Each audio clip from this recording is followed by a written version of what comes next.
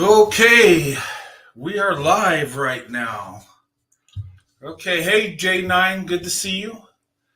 We'll wait for some people to come on. I don't know how many will because it's pretty late. It is on the East Coast anyway. It's like 12:45. Sorry, I was later than I thought I would be. Um, I just had to do a live tonight.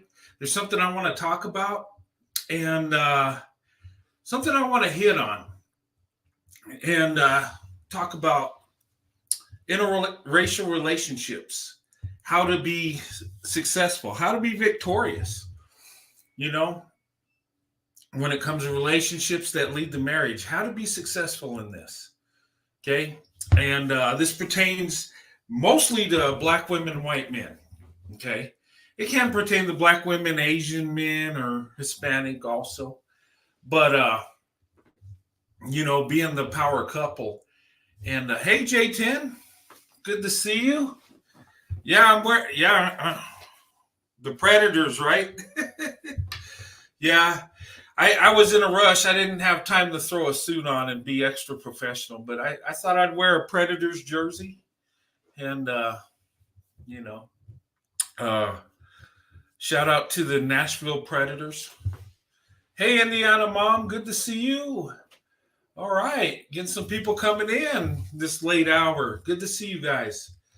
My job, I've been working such crazy hours. It's hard to do lives. I mean, this is what time I got to do it lately. And, I'm going on one day off a week, 12-hour days and stuff. So it's been crazy. But anyway, I'm not going to let that stop me from doing YouTube videos and lives because that's what I like doing. That's my passion. Hey, Jay Mensha, Indiana Mom, TR Robinson, good to see you. That's not going to stop my passion. The thing of it is I have to do my job. This, I don't have to, but I want to so bad. And I will make time to do this. I enjoy talking to you guys. I enjoy doing videos.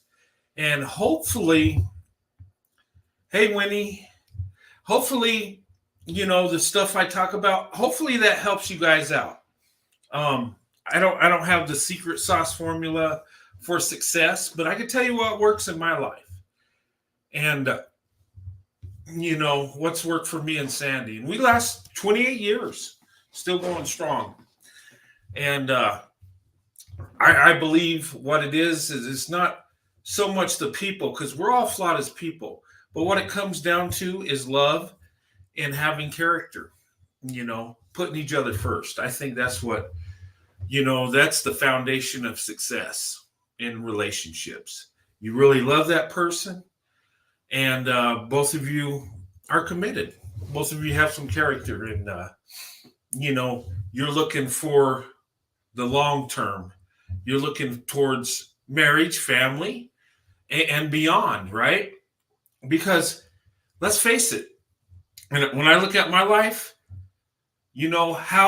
how good me and my wife's marriage goes, it will impact our kids, grandkids, and generations, will it not?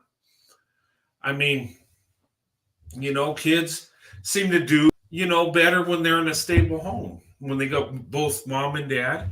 And there's always exception to the rule because I've seen people that come from broken homes that ended up being successful and done things right. So, but, you give them a head start when you have both parents.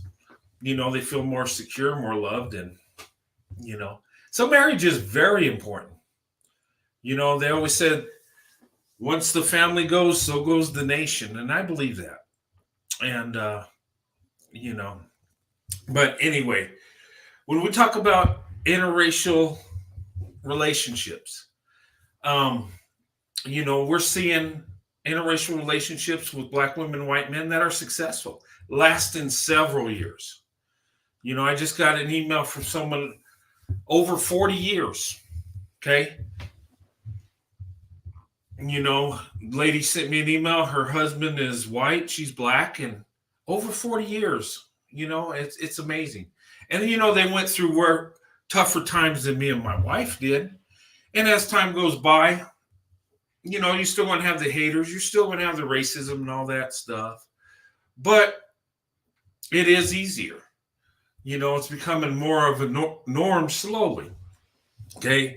But we don't have the problems that the generation had before us. I'm Gen X, and I had it a little bit tough than the millennials, and the baby boomers had it tougher than me, and then, well, before them, you know. But here's the thing: I think interracial relationships with black women and white men are successful. I say it all the time because we're strategic, because we're looking beyond the here and now. We're looking towards the future. We're looking what best will fit us in our life, and we want someone that's going to be with us forever. Um, and we tend to be more strategic. Um, and in my last video, I was talking about great things that women do. Okay. And a lot of times I hit on, education and the corporate world and, all the amazing things that black women do. Okay. Leading the way in education and the corporate world with businesses, doing it with less resources. Okay. But I also want to say that black women are the most traditional. I believe so from what I've seen. And, I want to shout out the women, that are traditional women, good moms staying at home, doing their thing. And guys, don't get me wrong. I don't down anybody that don't have a college education. Not all of us do. Okay. Um, I see black women that don't have degrees but are amazing mothers, amazing wives, and still successful, still making things happen. So, when I talk about college, I'm not saying you got to have it to be successful. I'm just pointing out some successful things that black women do. Um, somebody says, well, why don't you talk about the traditional women that are at home? And, and they're just as important. And I would have married my wife whether she had a degree or not. That wouldn't had nothing to do with me asking her to marry her. Me to, asking her hand in marriage. Now, I appreciate she did that because she worked hard for it. And I give her praise for that. I lift her up and we should, because that's an accomplishment. It's hard work. Um, yeah, I've heard parents are the blueprint to relationships. Yeah, they are. Because guys, really, we mimic the people that raise us, right? Our mom and dad. That's how we learn. When we're children, when we're infants, we grow up to be toddlers, we see what goes on. And children absorb this. So if you have mom and dad there, it goes in your mind. You say, okay, this is how it works. And as you grow up, okay, you're supposed to get married, have kids, and as a boy, you later on grow up as a man and you find your wife. And a young lady grows up for a little girl to a woman, and she gets married, and that's how it's supposed to go. Biblically, that's how we're supposed to do it. And if we followed that blueprint, gosh, if everybody did that, we would eliminate so much problems. We'd eliminate a lot of crime, a lot of poverty, a lot of drug use. I believe that. Um, you know, when you got both parents, you get that balance that we're supposed to have. And as children, we need that balance. We need a mom for nurturing, raise us when we're little. We need a dad, that has discipline and, seeing him, work hard for the family and provide. And that's what we're supposed to do. Um, My sound was glitchy for a second. Okay. Let me know if I got the microphone hooked up, so if it does sound weird, I don't know. Maybe it's just a little glitch. The problem with the blueprint is that a lot of people don't have a good blueprint. Yeah, that's true, Afro Angelique. Yeah, and yeah, a lot of people in our country and worldwide grow up with single parent households. They do. So most of the times it's the single mother, sometimes a single dad. Um, it sometimes happens that way, but still there's an imbalance. You need the mother and father. The man and woman are pivotal in the family role. But anyway, I could go on all day about that. But what I want to talk about tonight, and this is important, guys, and I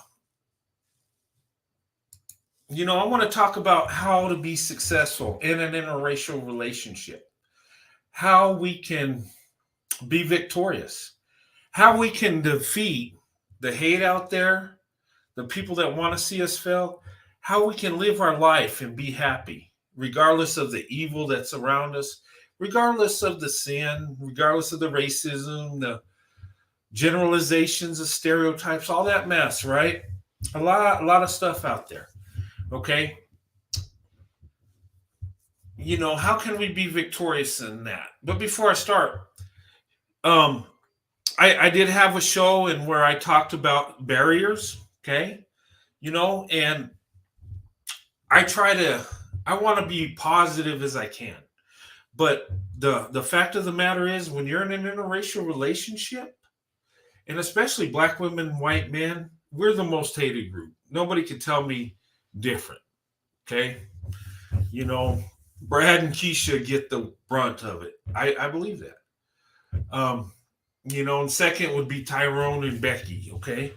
Um, but in today's world, in today's time, I think black women and white men get the most problems, you might say, the most from the haters, the most, you know what I'm saying.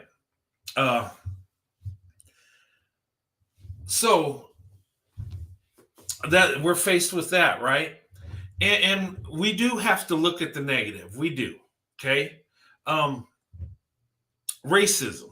I don't like talking about it. It's an uncomfortable thing. Um, me and my wife, through our marriage, we didn't really talk about it much. We didn't put it in the corner and ignore it, but then again, we didn't focus on it. What we focused on was love. What we focused on how much we love each other. We know that's there, okay? But that's not us. Yeah, there's haters there. But how we get through it is we cling to each other. And I've said this. We've done this. We show each other a little bit more love when this stuff comes into our life, when we see the haters. And there's been times, not a lot of times, but there's been times in our life where our employment's been kind of threatened. People try to take it out on us because, who we're married to. It's happened to me and it's happened to my wife because there are people that do not like it. Okay. Now, most of the time, people leave us alone. Okay. But you still will have to deal with this, right? And I'm telling you, married 28 years, I can tell you some stories. But how we get through it is loving each other. We don't focus on the evil. We know it's there and we deal with it through love. Love will conquer everything. If you truly love each other, whatever issues you have or confusion and all that stuff, you can work through it. Okay. But you got to be all in to be successful. The reason we're the power couple, because we go above and beyond. Black women, white men, we go above and beyond. We're fighting, society. We're fighting stereotypes. We're fighting all kinds of negative things. Okay. But we can get through it. If you really love somebody, that stuff you can push to the side and live your life. And that's the best way to fight it, is to be happy, love each other. Um, and yeah, and that's a good point. If you want to be healthy, if you want a healthy relationship, you first have to be healthy. Yes. And what I would say, if you're thinking about an interracial relationship, okay, make sure, make sure you're healed. Make sure you're healthy. Make sure you can be with that person and not have issues with that person due to the group that he's in. Okay. Because the group of people that man is in don't mean he believes in what, the evil part of his group does. You know what I mean? Just because he looks like somebody that might be a racist, don't mean he is. Don't mean he buys off into that. And if he's trying to talk to you as a black woman, he's okay. He loves black people. He loves black women. That's a good thing. Okay, and there are issues, and you got to hash them out, but you got to understand that we see things through different lenses. We have different experiences, and a lot of times we come from different neighborhoods. I mean, not always. So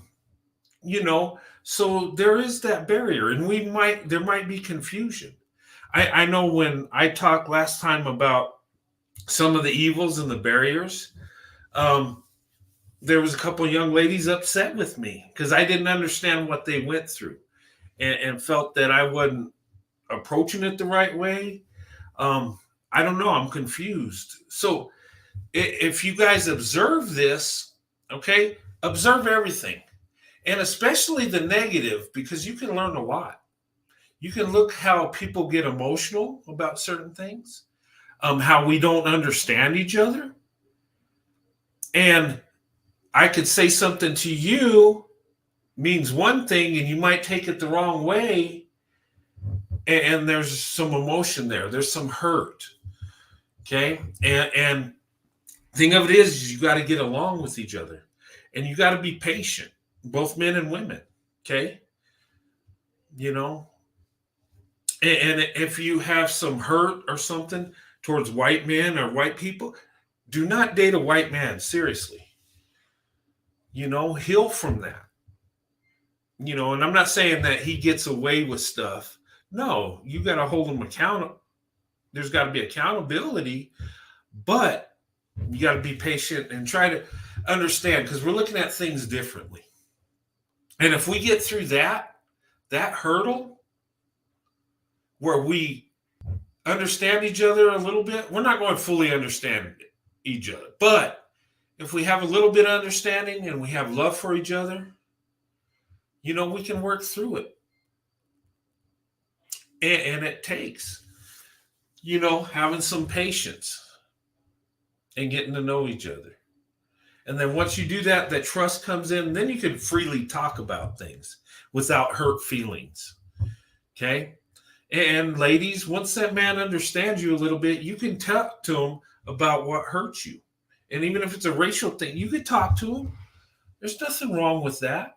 But if you're just dating, getting to know each other, and you bring that to the table right off the bat, you might scare him away, because he's thinking, well, dang, she thinks I'm like this too, and she's beating me up about this. I don't know what she's talking about. And then you might say, okay, let's talk about something. Oh, so you don't understand? You don't want to. I mean, I've seen things like this happen. And you got two good people that do have love for each other, but they misunderstand each other, and emotions get in there and hurt feelings, and it can destroy something that's a beautiful thing, something that you can have, that, you could be that power couple and live your lives. And you don't have to live by what society says. You don't have to live by what your community thinks you should do, or your family thinks. This is your life. And to be victorious in this, you got to know each other, respect each other, have patience for each other, and understand that there will be hurtful things said from both sides. Okay. And a lot of it's unintentional. A lot of it's you don't even know you're doing it. Okay. And I would just say for the women, be patient. Men too, be patient. If she tells you something, you know, believe her. Listen to her. Okay. And do not let outside influence get in your head. Do not let people that think a certain way trying to get you to live your life that way. You know. But here's the thing: if you're in an interracial relationship, you got to be all in. It can't be, well, we'll see if it works out, because it won't work out. You got to be all in. If you're not all in, don't do it. Because, the person you're with might be all in. And, and if you're jumping into something that ain't going to work, you're wasting their time. And it can be real hurtful to men and women, And I've seen that happen where one's really in and the other's not. The other one has some hangups, some hurt, some healing that needs to be done. And if you gotta be okay with that guy. And it takes patience. It takes understanding. And you guys look at what happens when we talk about racism, right? Emotions get stirred up, do they not? I've seen some shows where some lady will talk about her experience with a black man, and it might be a negative thing, and then someone gets upset about that, gets defensive, and then you're in a fight. For what? I mean, people have opinions. People have their experiences, and you see like things like that, how easily people could get emotional and triggered on things. Now, if you're in an interracial relationship and you can get triggered from what other ladies are saying, what if he says the wrong thing or you don't understand what he's saying? What if you tell him, well, I've dealt with racism? He says, well, I don't really think it exists. Boom, there's a big fight right there. And you know what? Both of you are right, because you've dealt with it. You've had experiences that are hurtful. He don't understand. He's lived in a place where he's probably he wasn't raised to be a racist, so he don't see it. He probably lives in a good neighborhood where there's black and white people and they love each other. And what racism he sees is little chunks of it that, he might not see it like you do. So kind of understand that too. And understand too that, with the Jussie Smollett thing, a lot of us white people see that and think, oh, okay. And then if a real thing happens, and this is what I don't like about the Jussie Smollett thing, and I think black people should be very more upset about it than white people, because if a black person is going through a hate crime, something like that can affect it. People won't believe them. Well, yeah, another Jussie Smollett thing, right? I mean, can that affect an investigation on a real situation? And see, and white people see that, and some people believe that, okay, they think that black people are using it as a crutch. They're just, they want to be a victim. And that ain't true. But you see how we see things? And a lot of things we see, we believe to be true, and sometimes they're not true. And this goes both ways. What I'm saying is, and I use that as an example, is, okay, you got to come in with an open mind and an open heart and get to know that person. Okay. And if he's them evil things that you've been told that white men are, you're going to find out if he is or not. Develop that friendship. You date a little bit. And believe me, sooner or later, people will speak their true feelings. They will. But you got to listen, and you got to be strategic. And I would say to white men, okay, do not do this. And This really gets on my nerves. You're dating a black woman and you love each other and things are going great. And you might even be married. Okay? Do not get caught up with slang that comes from racial words. You know what I'm saying, right? Sometimes black people will use racial slurs and use it as slang. We all know the N word, right? And before YouTube, I didn't know there was a right way and wrong way to say it.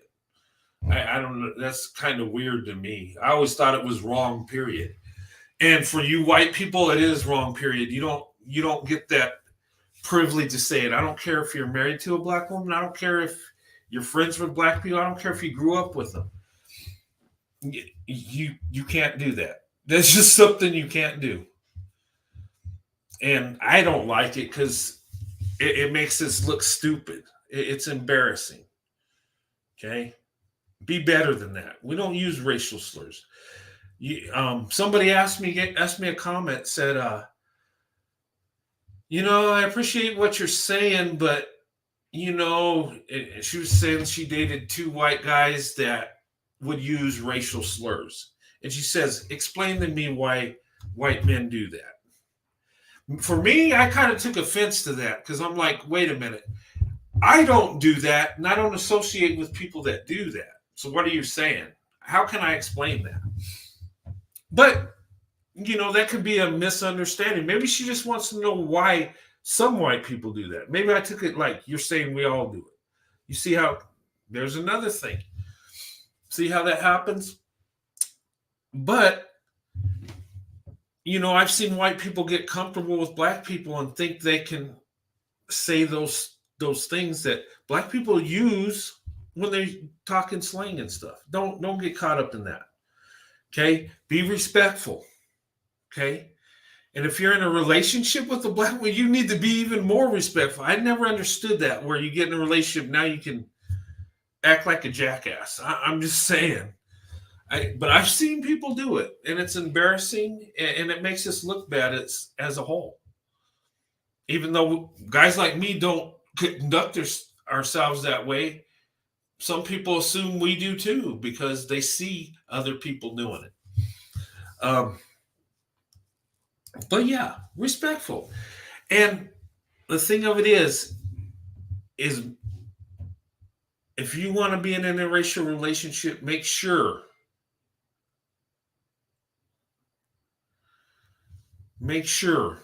that's what you want. Make sure your heart's in that. Make sure you love that woman with all your heart. And same thing, ladies. Make sure that man, you love him with everything. Make sure that he fulfills you in every way. Men and women, make sure you're fulfilled in every way. Spiritually, emotionally, physically. Okay, all areas. But you got to be all in because you're going to have a fight in your hands. Okay? People are coming for you. People want to see you fail. Believe me, I've been married 28 years. I still have haters.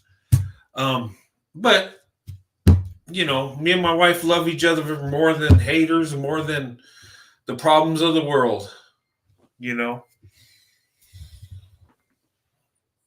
And I see a lot of relationships that could have been awesome and beautiful, but there was a hang up, confusion, and and I've talked to people that have been in that. So, I've heard women say, I should understand what he's come from. I was just hurt and I wanted him to understand with everything, and I didn't understand where he was coming from. And same things with the guys. Well, I shouldn't have just blew her off. I don't know where she lives. Maybe she's right. Okay. But, get to know each other.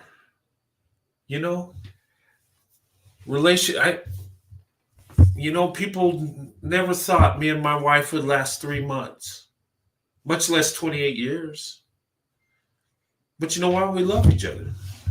It's just simple as that. Did we have problems along the way? Sure.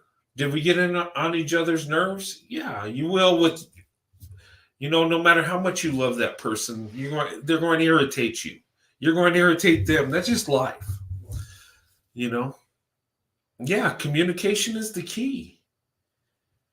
And like I said, you go in a relationship, if you got emotional hangups, okay, with that man or woman's racial group or ethnic group or some biases, get that out of your head. And just that you're dating a woman, you have a relationship with a woman. Yeah, she's a black woman, but she's a woman. Okay, same thing, ladies. He's a man. The only difference from black and white is just how we look. Seriously. What makes us who we are is what's in our heart, what character we have. That's what adds the value. Okay. And that's what we're looking for. Someone that has character, someone that has love for us, somebody that will give everything to us. Because in a marriage, the most important person in your family is who? Your husband, your wife. But what about mom and dad? What if they don't like it? Well, do you like it? Are you happy? Do you love that person? That's what matters. It don't matter what my family thinks about my marriage.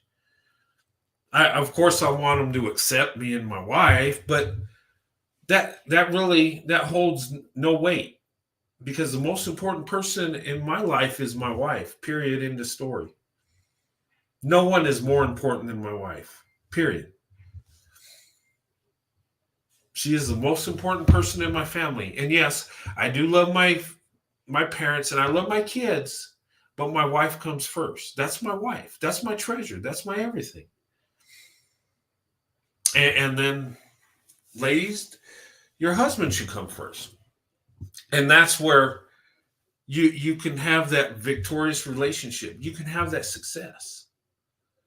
But you got to fight it with love. I've heard people say, well, the issues, the stuff that's going on, the racism, we got to have that talk. We got to have that talk. That talk's coming. But is the love coming? Is the patience and understanding coming? Because you need that along with the talk. Because sometimes the talk can be hurtful to both sides. Sometimes the talk can destroy your relationship. All it takes is emotions running high and something said that's not understood. And it can end it right there. And why do the haters bring in racism? Why do they do that? Why do they talk about it? Why do they talk about sins of the past? It's funny that they don't really talk about it when it's the other way around. At least I don't see it.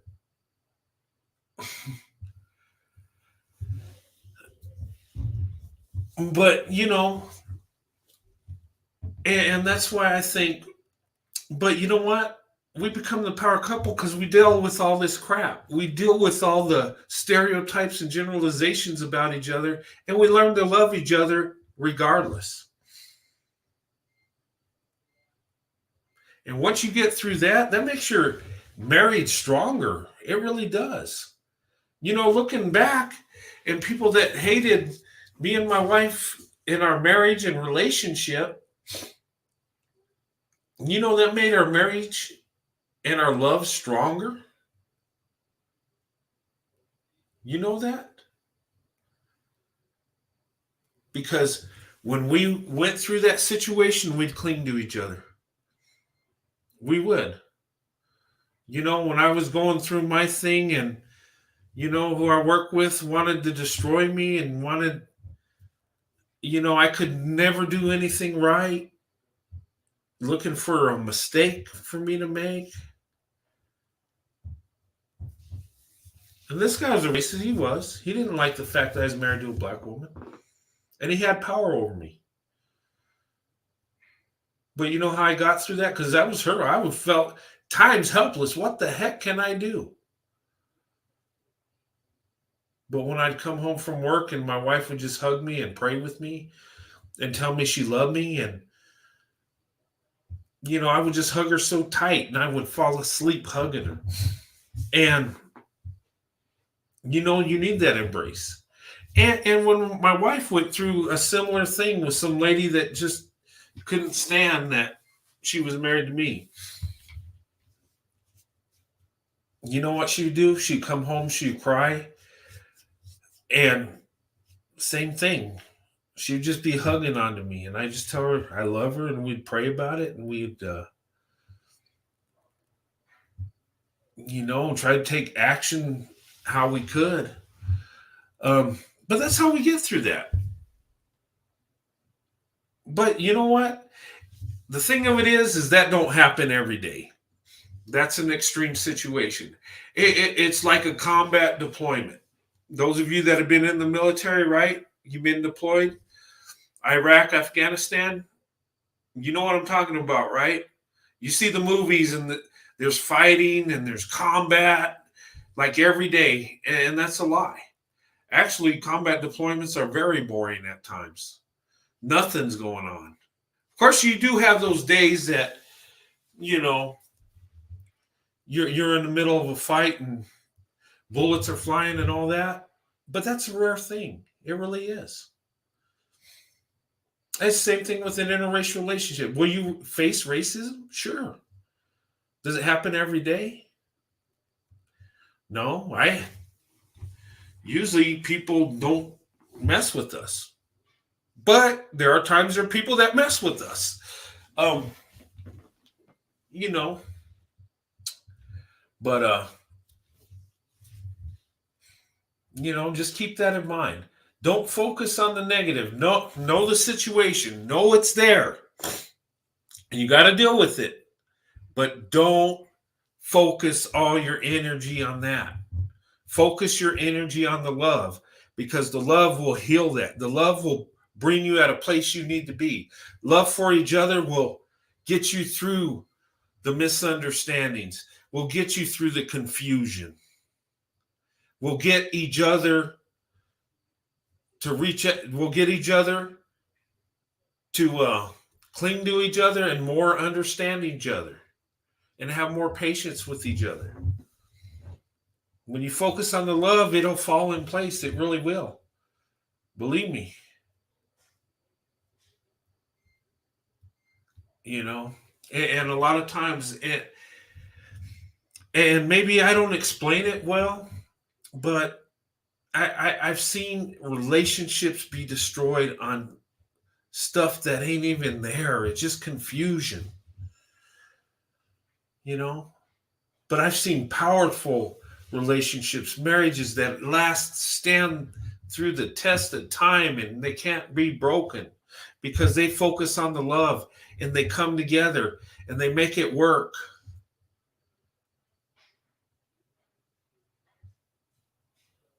They find a way to fight for each other. And I'm telling you, if I didn't have so much love for Black women and my wife, it would have been easy to just find a Becky and get married. Nobody would have gave me no flack. Nobody would have said nothing to me. I wouldn't have to deal with, the racial thing, trying to understand each other. I wouldn't have got the hate. I wouldn't have had to deal with the stuff I had to deal with. But here's my thing. I chose my path for a reason. And it was on purpose. It was deliberate. I wanted to be with a Black woman because that's who I'm attracted to. And not just the physical, but what's inside, the character, the heart she has. And I seen something in Black women early on that I wanted to be a part of, that I wanted to be with. And though I had to go through the troubles and tribulations and the hurt and the misunderstanding and the generalizations and the stereotypes, you know what? It was worth it. And I would do it 1,000,000 times over. Because I made the best choice. My life is I'm flying first class. I got the most beautiful, most loving woman on earth. Black women, you are that. And let me tell you something. Don't get caught up in Hollywood. Don't get caught up in what people say. There is no one more beautiful, more loving, more understanding than the black woman. And that is a fact. And once society starts to realize it, once people can no longer hide the truth, we're going to see a shift like you've never seen in your life. I believe that.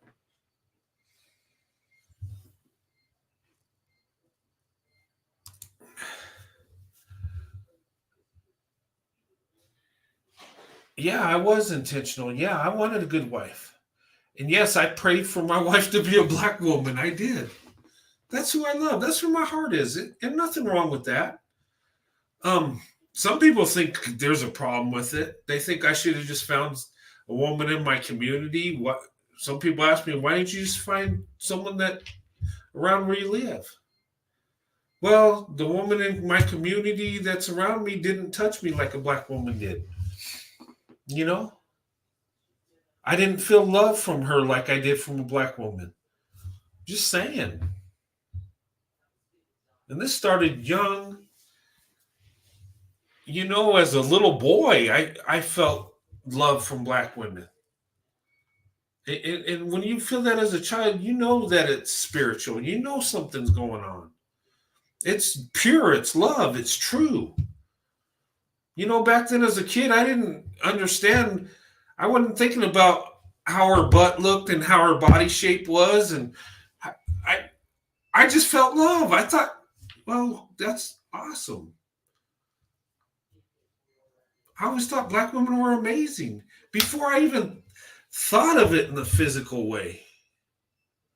As you grow up, that comes later on as you grow up and become a man. Yeah, you have feelings for women. It's natural. But my love started early on. And I know men that have married black women that never thought about black women, never even gave it a thought, but somehow ended up meeting a black woman, had a good relationship, thought she was nice and amazing, then fell in love with her. And there you go. That happens all the time, guys. And the reason we don't get together more often, I'm going to tell you, is because of generalization, stereotypes. A lot of white men that I talk to believe that black women do not like white men. That's a fact. And I said, well, I'm married to one. Yeah, some do, but most don't. They believe that because we see it. How many times we see a black woman say that they wouldn't date nothing but a black man? It's black man all the way. Oh, how can you date a white man? Who could do that? Oh my God. So we see that and the vision we get, oh man, she thinks we're repulsive. So why am I even going to waste my time and talk to her? That kills a lot of guys from making their move. We always say, and I've heard women say, white men, make your move. Try say something. Just a lot of times they don't because they don't even think they have a chance. And I always say, well, try. You'd be surprised. I thought that too, early on. And when I found a black girl that thought I was amazing, I was on cloud nine. I thought I won the lottery of life, and I was like a happy puppy bouncing around everywhere. Because I didn't believe it was possible. I didn't believe it. I'm telling you guys, this is what a lot of white guys think.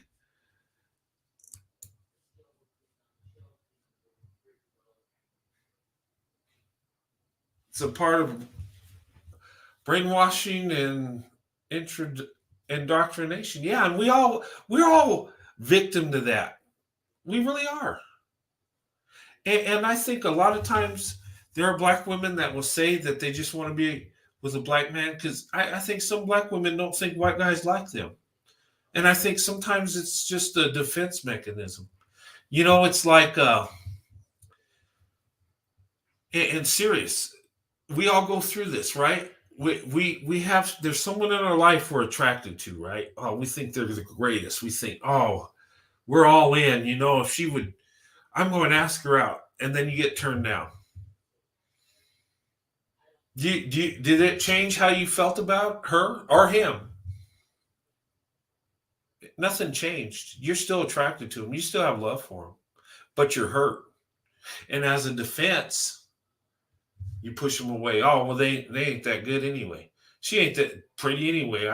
Yeah, I don't know what I was thinking. No, you still feel the same way. Your feelings are hurt, and it's natural.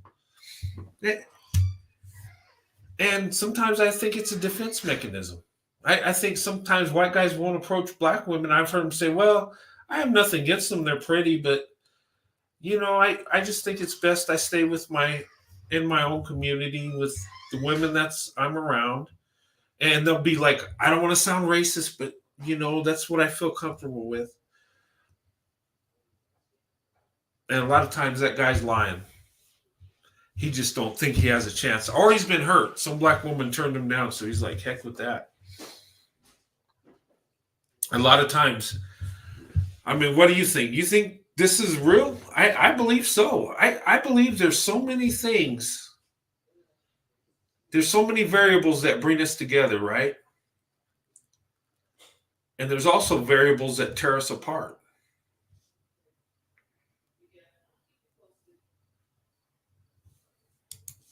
Sandy has a very maternal spirit. Yeah. Sandy's awesome. I and to tell you the truth, when I talked to her when the night I met her, I didn't think I had a chance, and I really didn't. I'm being honest.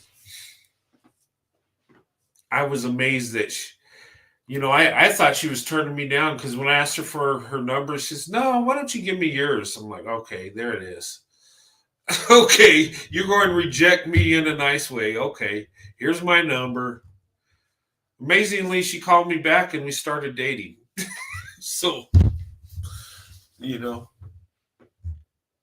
but that made my day. I always, you know, and I've had love for black women forever. I mean, and you know what? When black women have shown me love, I've always been appreciative of it. I've always been thankful. And when you love somebody, you're grateful when they love you back. You really are. And that's another thing. When you find true love, you appreciate that person. I appreciate my wife. I am thankful that she's in my life. I'm thankful that she loves me. I'm thankful. You just don't know.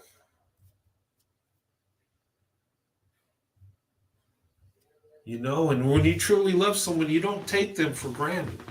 You embrace what they have to give you. And when you're truly in love, you don't care what they bring to the table at all. All you care is that she comes. That's it. When you really love someone, you're not even thinking how they're going to benefit you, really. You're and when you're truly in love, you're worried about making them happy and you do without.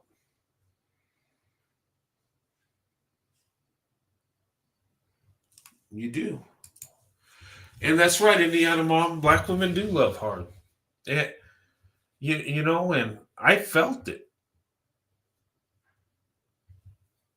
And once more and more men see what black women really see truly, what see the true black woman and see what they have, what's in their heart, and the beauty they have within. Yeah, interracial relationships will increase. And somebody told me, said, well, I hear white men are more into Asian. Okay. Why is that? Let's dig into that. Why do white men date Asians more than black women? Let's think about this. Is it because they're more beautiful? No. They can't even hold a stick to black women. I'm sorry. You know what it is? It's easier. It's a lot easier to date Asian women than black women. It is. You get a whole lot of less resistance. And you know what? People go for the least amount of resistance. And let's be honest, most men and women, they'll date people they think are attractive. And a lot of men, it don't matter what race they're, a lot of them just like, hey, if she's beautiful and she loves me, I'm in. Not everybody's like me that has, you know, love for one group of women. I mean, I do, but that's me. A lot of men, they'll go for the women with the least resistance, the ones that are easier to date.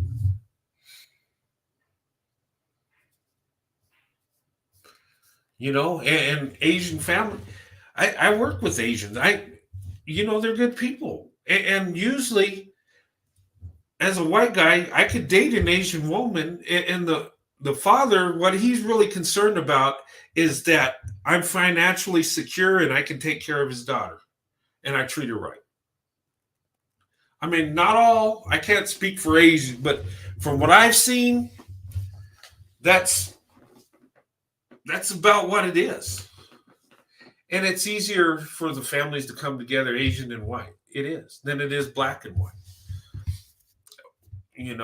And maybe it's because of the history in our country, and the sins of the past still haunt us. So that's probably a part of it. But not all families are like that. Me and my wife's family come together just fine. There was no problems. My wife's family accepted me, no problem. And my family accepted her. They were happy.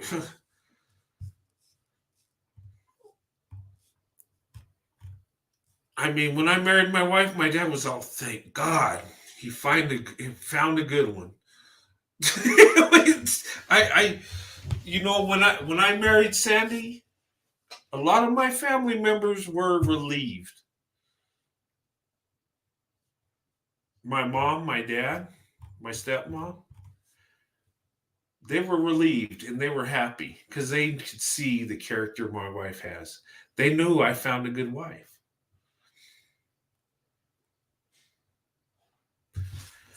you know. But the thing of it is you got to be strategic.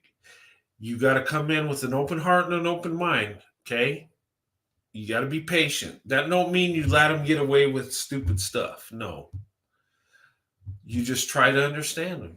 Try to understand her. You see things different for the most part. Now, it was easier for me and my wife, I think, than most interracial couples because of where we grew up. There wasn't no racial things really going on. Nobody cares where I live about black women, white men getting married, or vice versa. Nobody cares. They really don't. Some places, they have more of a problem. And plus, me and my wife came from the same town, same state. So generally, we did a lot of the same things. So it was probably, I would say it's easier for me and my wife than a lot of interracial couples because they come from two different environments, two different neighborhoods. Me and my wife, our families are in the same economic class, really. We both come from blue collar, hardworking families. Our families do well. They're not rich, but they do pretty good. You know, we both came from middle class families. So, we kind of came together and it worked, you know. But don't get caught up in that. Just because they're marrying Asian women more, It's because it's easier. And, you know, people take the path of least resistance. Okay. The hardest woman to date as a white man would be the black woman. And why is that? Because society don't like it. You're going to get heat from both black and white people. Not all, but and black women really get run through the ringer. They date white men or marry one, they're treated like a sellout, like a you know, and that's a minority group that treats them like that, but still. And then there's the fear. You've been told that the white guy is an evil monster. Now you're trying to date it, and I understand why. And this is a fact. Black women vet white men a lot harder than black men. They sure do. And I understand it. I ain't mad at it because that's the unknown. You're jumping out of your comfort zone. So I kind of understand that. What I would say to black women, though, is vet all men tough, regardless. Don't give them a pass because of their color.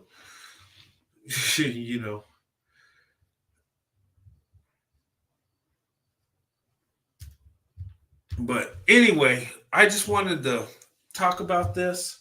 And guys, ladies, if you're going to be in an interracial relationship, you got to be all in. If the love ain't all the way there, don't do it. Okay.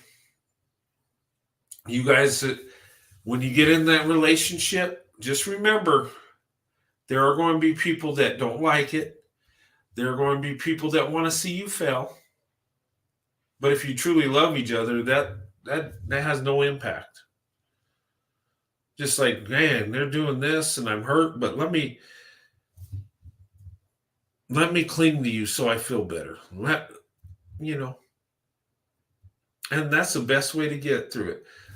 Love is the success. Love is going to carry you through. Love is going to make your relationship work. And I've heard some people say that, well, it's not all about love and, it's a contract and it's a... Come on, guys. How are you going to live with someone the rest of your life with no love or very little? No, you got to really love that person. Let's be honest.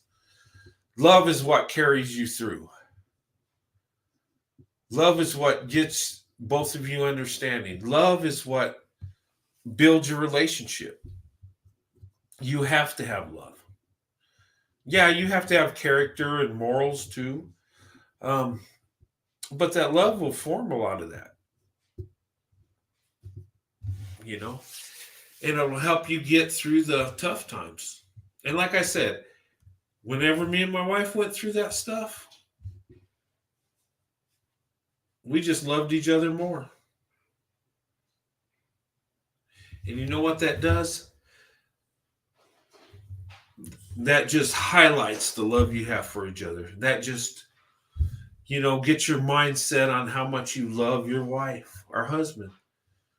And you're not so focused on the hate and what's going on outside. That's how you keep everything outside of your head, from the haters, from the naysayers.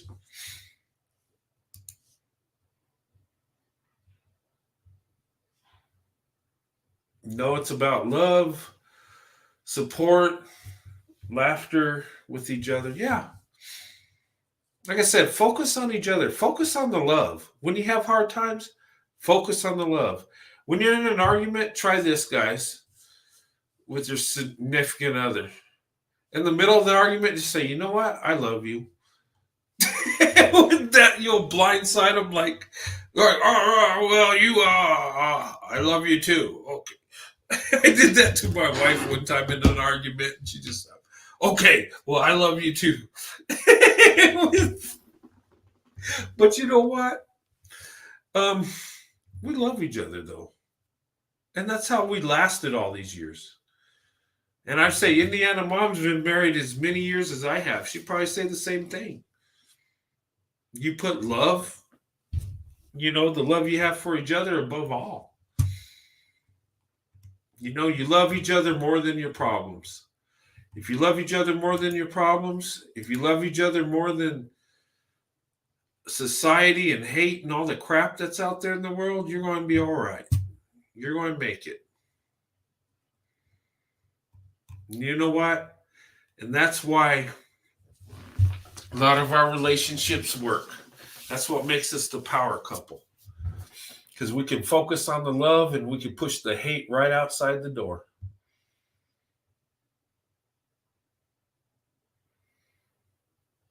And by doing that, we make our love stronger. And when you stand up for your wife or husband, that really impacts your love. That even grows your bond stronger. That's why I say a lot of the haters and stuff, a lot of times they make our relationship stronger because we see each other standing up for each other. Just saying. Sometimes negative things can make it real positive, You can get a blessing out of a negative situation.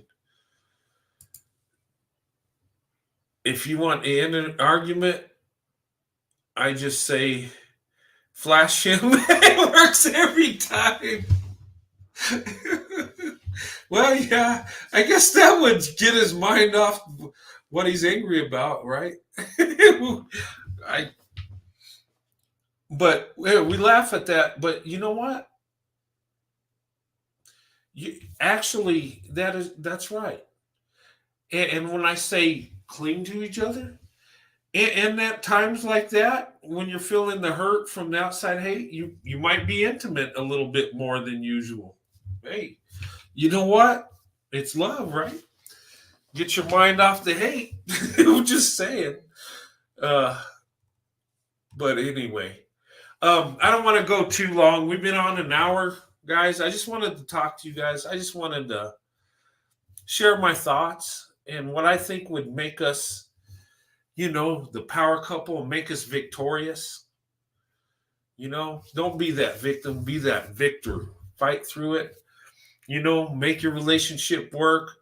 And it will work because you love each other and because, you have character. You both do. You both have love and a big heart. And don't let the outside influence impact your relationship because it's about you and him or you and her. Okay? And you're what matters, not people on the outside. Seriously. Before I'm going to close here, but before I go, I'll put the link up there if you guys want to come up. Around the 18th through the 20th, somewhere around there, this month, I'm going to be in Dallas. I'm going to be going down there, and I'm going to take my video cameras, and I'm going to make some videos, and I'm going to do a couple live streams while I'm down there. And, I'm trying to get Sandy off work so she can come with me. I think we're going to make it happen.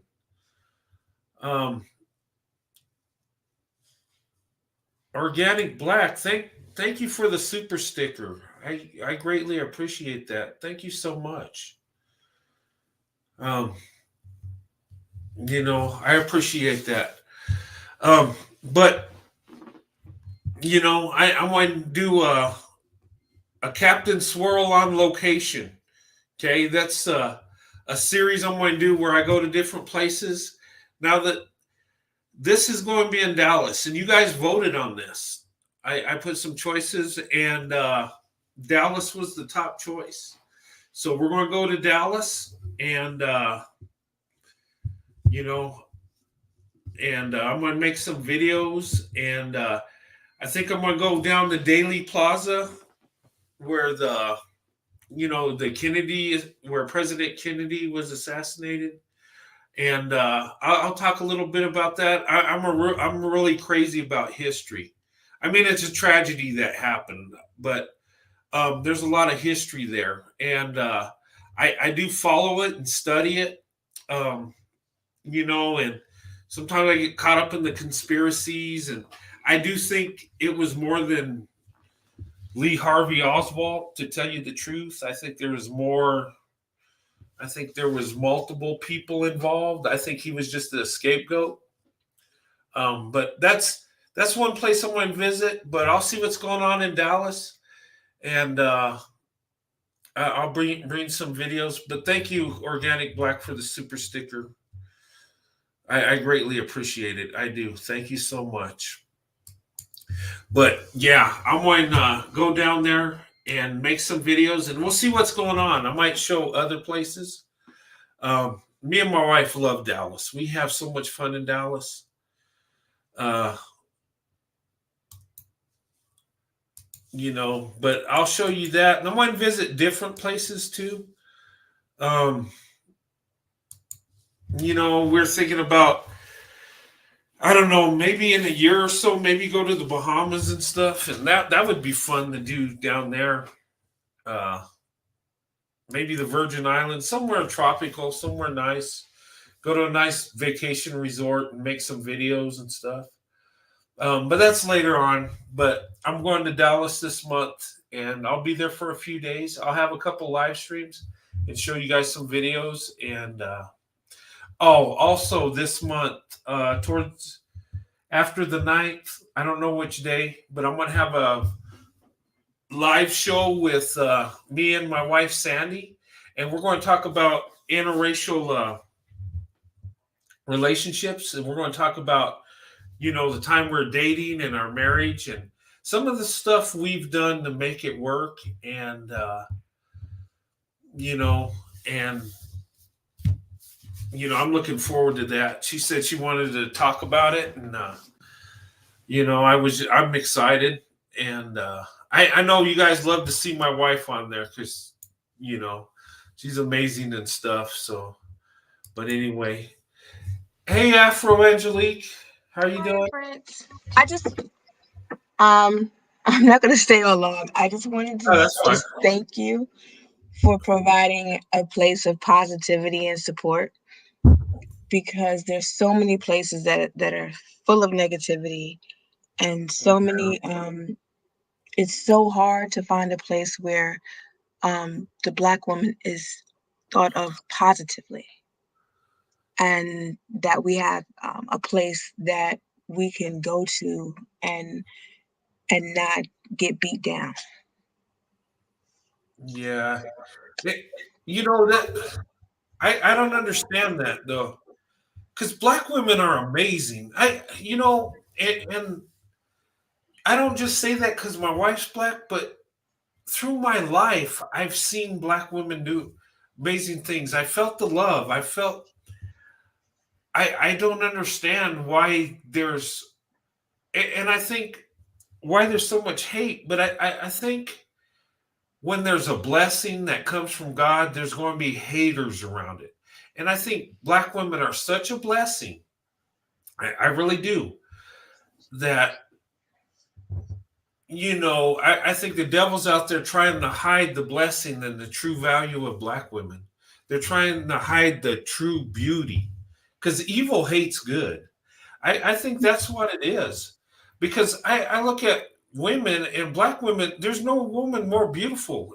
I mean, and you say, well, I'm biased, but I mean, black women are very beautiful. You can't, I mean, I look at like celebrities to everyday women, and I'm thinking, wow. And some of these women are extremely beautiful and think that other men don't think white men wouldn't be interested in them. I'm like, oh my God, really? Um, I'm blown away. I'm just like, I have to raise my wow. hand on that one because And I'm like, wow, maybe a average guy like me has a chance then if you believe that. I'm just saying. it's it's because as I was saying earlier, it's just like from a young age, it's just like, oh, you're so ugly. why are you so ugly? And I'm just like, ugh, I had to shake that off. I had to get past that. But like, and then it's like, well, why would anybody be interested in me? And then you date and when you're in this bad situation because you don't think that much of yourself. So the people that you're dating also don't think that much of you. And so you get what you're in that bad space. But that's why I say it's better for you to be in a healthy space because when you're in a healthy space, you can see what's coming at you. Yeah. Um, like I have a this past weekend I went to a wedding and I met a guy. Uh-huh. And yeah, it was funny because his brother was like, I might be the little brother, but we both love the chocolate. And I was like, oh, Oh, that. Hey, we and you know so what? Yeah, go ahead. I just wanted to say something because I got a funny story when you're done. But so that was I mean, I was like, oh, that's so cute. And the thing about it is that I'm always feet first, full stop, and I know that I need to slow myself down. And so, but I have a tendency to slow it down to a point where I miss that window. mm, So my thing is, how do you have the intentions of going forward with dating because you're trying to find out if you fit one another, yeah, but still like not go too far down the love road because it's so easy to go down that road yeah, and then come to the point where oh this is not where I need to be, this person is not matching what I need to have in my life. So they we've already catched feelings and then at the point you're just like I should pull back but I don't, and it's just then you have that weird space. yeah, and that's a tough one because once you get in the emotional thing, and you got the attractiveness, and you're having a good time or a good relationship, and you feel comfortable, and then you get the emotions in there and the attractiveness, and we're human. I mean, it's easy to fall into that. You know, I hear you. I could say what the best route is. Yeah, become friends, make sure you want to get married, and then, um, but actually, that's tough to do. I mean, it really is. And what you're saying, because we are human. We are men and women. We are attracted to each other. We got feelings, and um, and when you get into an emotional state, it's easy to go deeper into that. And that's kind of dangerous because how do you know that person ain't all the way into you, that wants you forever? That um yeah, I mean, we know what to do, but it's hard to Mhm. do. Does it's, that make it's sense? hard to have that balance because Yeah, you're getting to know each other, you want to see if do you are these things I can deal with, do they have deal breakers, can we move forward? I mean you're having the yeah, conversations and they're but as each day goes by you get sucked in a little bit deeper and deeper, but you don't know if you're going to hit that wall. yeah, yeah. And I would just say, maybe talk it out. Say, you know what, I have these feelings for you, but I want to make sure you're all in like I am, because well, then again, you don't want to tell them you're all in because sometimes they'll manipulate that. Yeah. Um, maybe, hey, let's take this slow. I like you, but come on now, man. But I I mean, it's difficult because it's like I want to take things slow, and I have said I want to take things slow. But like the vibe I'm getting is that he wants to have the pedal to the metal, and I'm just like, I can't. yeah. So Jason 10 says, I don't understand how anyone would think the panelist is ugly. I'm mind blown. I am too.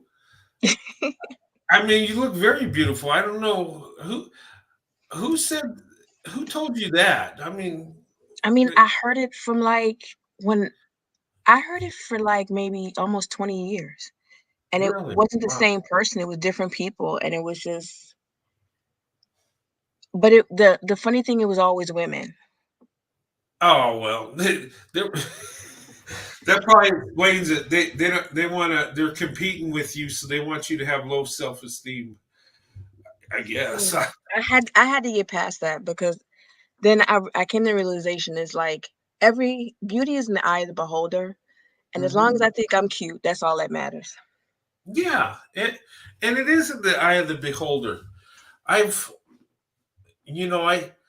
I felt head over heels for this one woman, and I had a couple friends that said she don't look that good. But how she dressed and carried herself, I thought she was fine. I thought she was everything. I and you know what? And that's true. I mean, beauty is in the eye of the beholder. Well, one man thinks is beautiful, the other one might not. Same thing with women too. I think. Uh, I mean, I don't know. I don't know how women think, but I'm just saying when it comes to men, it is in the eye of the beholder. It really is. And Yes. I, yeah, Yeah, I mean, my motto was like, "I'm cute. Anything above that is on you." yeah, So, yeah, and you should think that. There's nothing wrong with thinking, you look nice. It's not arrogant or an ego or it just self confidence. Yeah, but I don't understand that, and I think, ladies, I think black women, I don't understand why there's haters on you like that. Um I'm dumbfounded to even hear that. You know, I don't understand. Uh, it's maybe they were talking about my internals because I used to be selfish, but I had to get past that too. So, maybe, um, yeah, but maybe. Oh, I was going to say something. I wanted to mhm. say. You said that they said they were both in the Yeah, chocolate. because the groom was like, my brother might be older than me, but we both love the chocolate.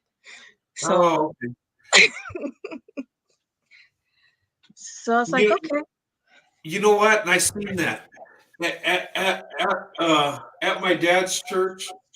When I retired from the army, we came back home, and my daughters were teenagers at the time, and there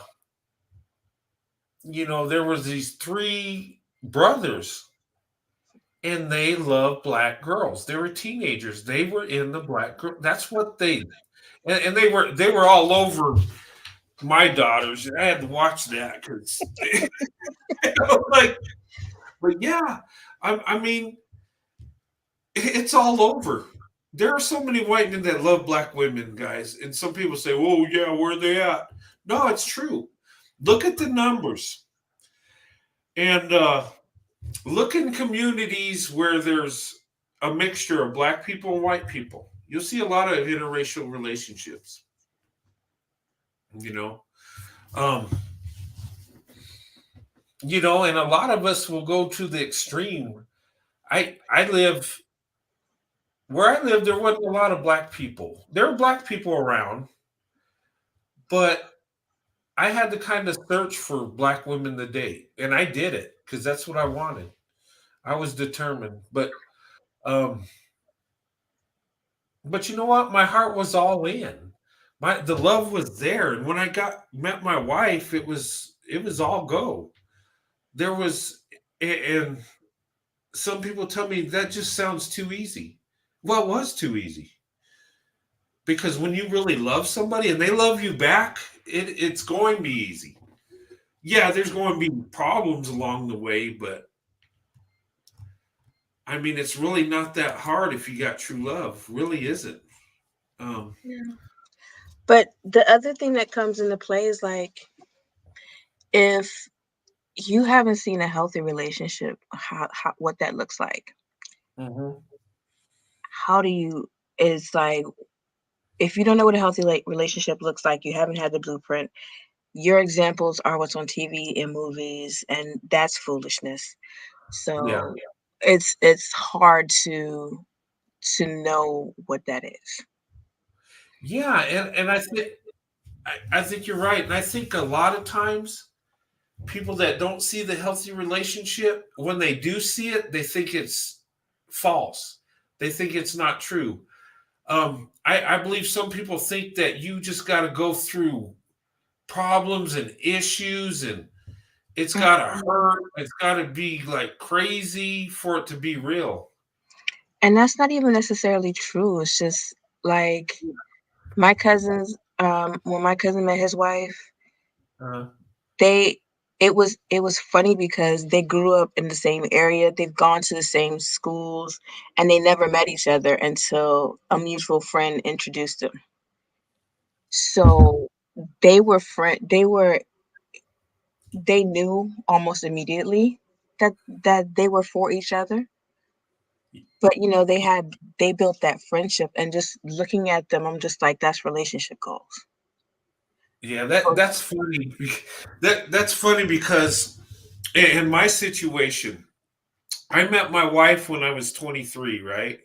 Mhm. And then I turned 24 and we got married. But um, I knew a lot of my wife's friends. In fact, I dated a couple of them back when I was 16 and 17. And I didn't meet my wife till I was 23. And these were her friends that she always hung out with. And Yeah, we're in the same town. It's crazy. And I know I've walked past my wife back in the day when I was a teenager, but I didn't know her till I was 23. And we got married. you know what? God was shielding you from each other until you were ready for each other. You know And what? Yeah, that's probably too. I believe that because and maybe if we got in a relationship, we weren't ready and we might have messed it up. and you had built-in references by the time that she was looking at you. Yeah. And, and her friend's like, oh, yeah, you don't know him? Yeah. I told you about him long ago. Oh, really? Wow. And it was just bizarre. But it was, but I don't know. It's the way things worked out, but it worked out. So I don't know. We look back on that and laugh, and we were at the same places and just didn't know each other. How Yeah. crazy is that? We probably bumped into each other and didn't even think about it. That's that's that's when you say that God had a candidate. So, Yeah, yeah, um, because I believe that when you're not ready or you're not ready for the person that he wants for you, he hides you. And then once you're ready, or once he wants you to be seen, he will open up, he will lift the scales and open up the eyes so they can see you. yeah. And But you know what? When we met and when we met and started dating, mhm. we were ready, and it was like how can I explain it? We we dated. I proposed to her 2 months after I met her. People Wow. said that's too fast. Um, I had to finish my Extremely training. fast. Yeah, I had to finish my training in the army. So we married 5 months after we knew each other. Still, that's fast, right? Um, Mhm. but you know what? I don't think it was fast at all because we both knew what we wanted. And when we did get married, it was easy. And I remember my dad had a talk with me before I married my wife. He says, "Well, he says Sandy's nice, she's beautiful, and she's a good woman, and you got my blessing. But just know that you're going to have to be by her side, and you're going to have to fight for her the rest of your life." and make sure you're all in. Make sure this is what you really want. And I looked at my dad and I said, "Oh, too easy." Maybe that sounded arrogant, or maybe sounded like, but yeah, that's how I felt. Too easy. That I And you mean, know that's what? the kind of connection that I want. I mean, to meet somebody and it's like you're instant friends.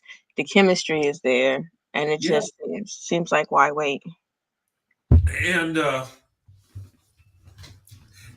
and what's funny is I talked to my dad about that because he's like, "What do you mean too easy?" But I talked to him, the other day about it. He's like, "You know what? I understand why you said that." And you know, it, you felt it was easy because you loved her and you knew it was going to work. And that's what it was. It wasn't that I was like, "Oh yeah, I got this." No, it's too easy. And it was. And when we got married, it was like we just did it. It was like we knew what to do. It was like when we first got married, it's like we've been married, if that Mhm. makes any sense. Yeah, like you've been together forever anyway. Yeah, it felt like that. Like we've always been married when we just got married. Mhm. And It's like you had the friendship, the love, the laughter, and your yeah, relationship with God to tie it all together. yeah. And you know what? And another thing that got us through this, and when I say cling, we cling together and we focus on our love, but we also prayed too. I mean, we put that in there Yeah, too. you have to So, pray for each other. yeah, If you don't pray for anybody else, you're supposed to pray for your spouse. yeah. And you know, and here's the thing, God created all of us, right? Why Mhm, wouldn't we not ask the creator for what we want in life? Because mhm. he makes the decisions, right? He created us. Um, and when I visit with God, why wouldn't I want my wife with me when I'm visiting, right? When I'm Yeah. talking to God. It's like I use this analogy. It's like when my granddaughter was visiting, right? Mhm. Um, in my little studio here, I have like a little couch she sits on, a children's couch I'll put in the back, and sometimes I'll put cartoons. I got a TV on the wall here, and she'll watch cartoons and talk to me. And she always brings her toys, right? And for some reason, when she visits me, she's got to have her toys. And you know and that's love. There, when you're with someone you love, you want things that are special to you, her toys. And that's like with me with God. I'm with my wife, I value her, she's my everything. So when I'm with God, I want my wife there too. There's, I don't know, that make kind of sense. It I makes sense because there, three strands that represent your marriage, you, her, and God. Yeah. And that's another reason it lasts, because of that. When you involve God and you truly love it, you can't go wrong. And that's what you need to do. You need to cling to God, because there's going to be troubled times. There's going to be times of hurt and pain, and you know, and if you're both coming to God together, it just makes it even better. It makes it that much stronger. Yeah, because I've seen relationships where the woman's, always praying, always, and the man's just, yeah, whatever, and or vice versa, and you don't get, you got to be both in, I think. Yeah, because you have to be equally yoked. Because Yeah. unequally yoked is not gonna. Which is another thing. So at one point in time, do you bring up God in your conversation? Because if you're Well, not sure if the other person has a relationship with God, and like, I don't want to necessarily like my religion is not like everybody else's religion. So, because there are things that we don't do, and so I kind of want somebody that's of the same faith. But yeah, if you're not in, if you don't have a relationship with God at all, Yeah. That's kind of a red flag. And it's just like, well, when do you have the God Yeah. conversation? Yeah. And with me, it was easy because, um, both of our families are Baptists, so we're both Baptists. I mean, so it's like we both believe in God, and what's funny is one thing about Baptists is we love to eat, and when we get together, we eat. And that's Yes, probably that's why I got a little weight because that's how we come. We'll barbecue. We'll have a dinner. I don't know. It's just like we fellowship after church. So if we're not having dinner at church, then we're going to somebody else's house and having dinner. yeah. Or yeah, we do that a lot. Or you get out at noon and then go have lunch. It's like a routine thing. Or the church sometimes will bring like they'll have like a potluck and everybody brings food Mhm. in. They do that a That's lot. We do that a lot at my church. Yeah. So Um, it's just so that we can fellowship and get to know one another because you can have church members that you've known for years but don't really know who they are. yeah, yeah. Um, yeah, and well, my church is a small church, so it's like they knew me from when I was young, so and they know and the correct, but a small church is good because you're more connected, but then it's bad because they know your business and Yes. times that I Yes. made mistakes in my life and uh They know all the business and then they're not afraid to share it. So it's just that's true. like, can you just Um, keep that on the low low right quick, please? Not yeah, everybody needs to know. forgive and forget. Okay, hello. What I Yes. did at 17 don't need to be talked about. Yeah. Yeah. I mean, but it is what it is. I It mean, is what it is. But I don't let that bother me because you know what? I've been forgiven. And you move on. I mean, um so that's like I don't think I've had this. I mean, we are doing some flirting, but I don't think that that's going to work out simply because I don't believe he has a relationship with God. But I need to have that conversation. yeah.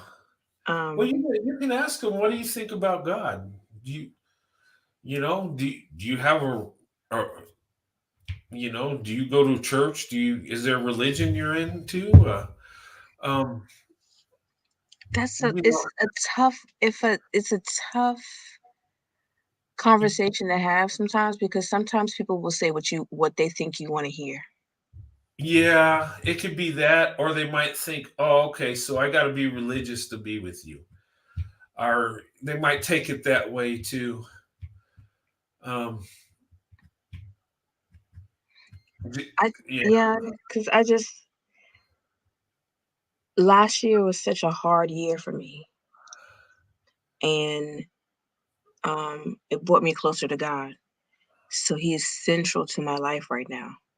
yeah, And I can't go a day without thinking or praying to God. And I can't right now I can't have somebody in my life where God is a back burner.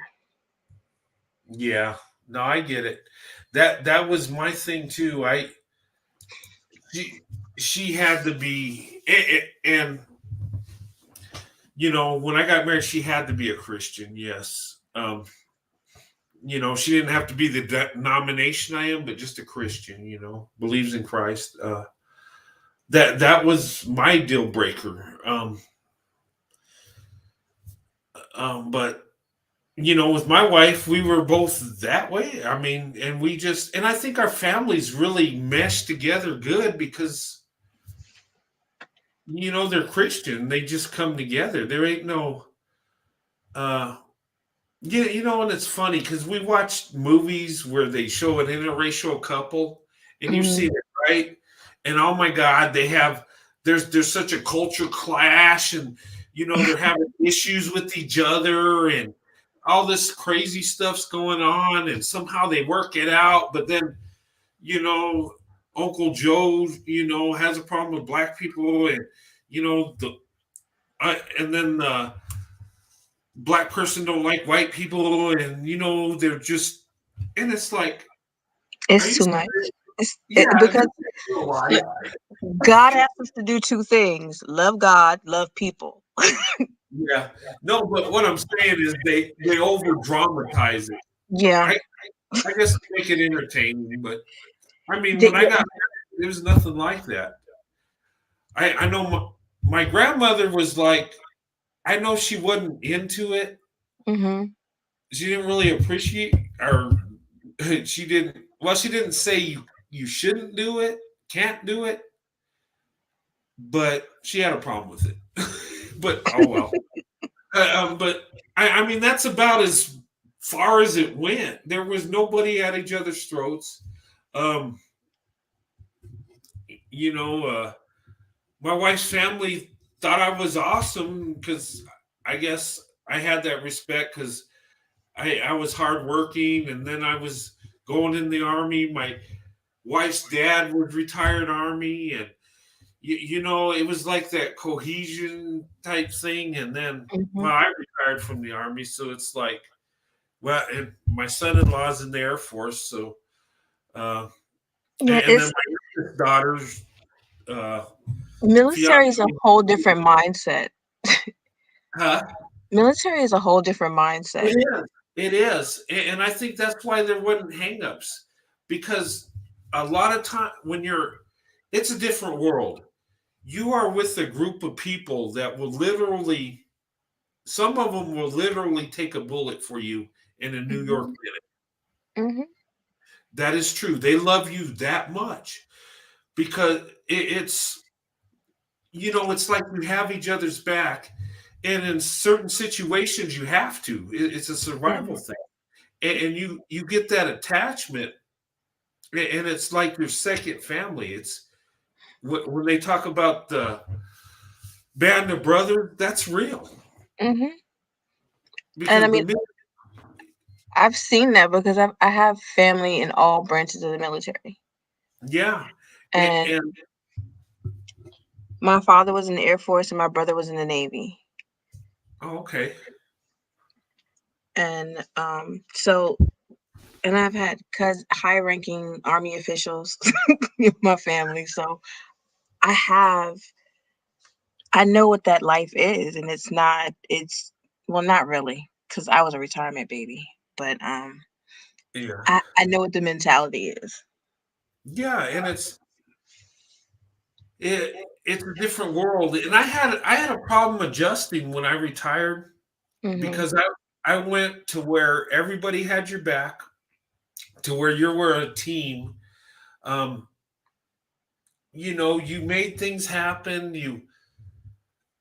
Yeah, How can I explain it? It was like, you went from a family, somebody that always has your six, and then you go to CYA. yeah.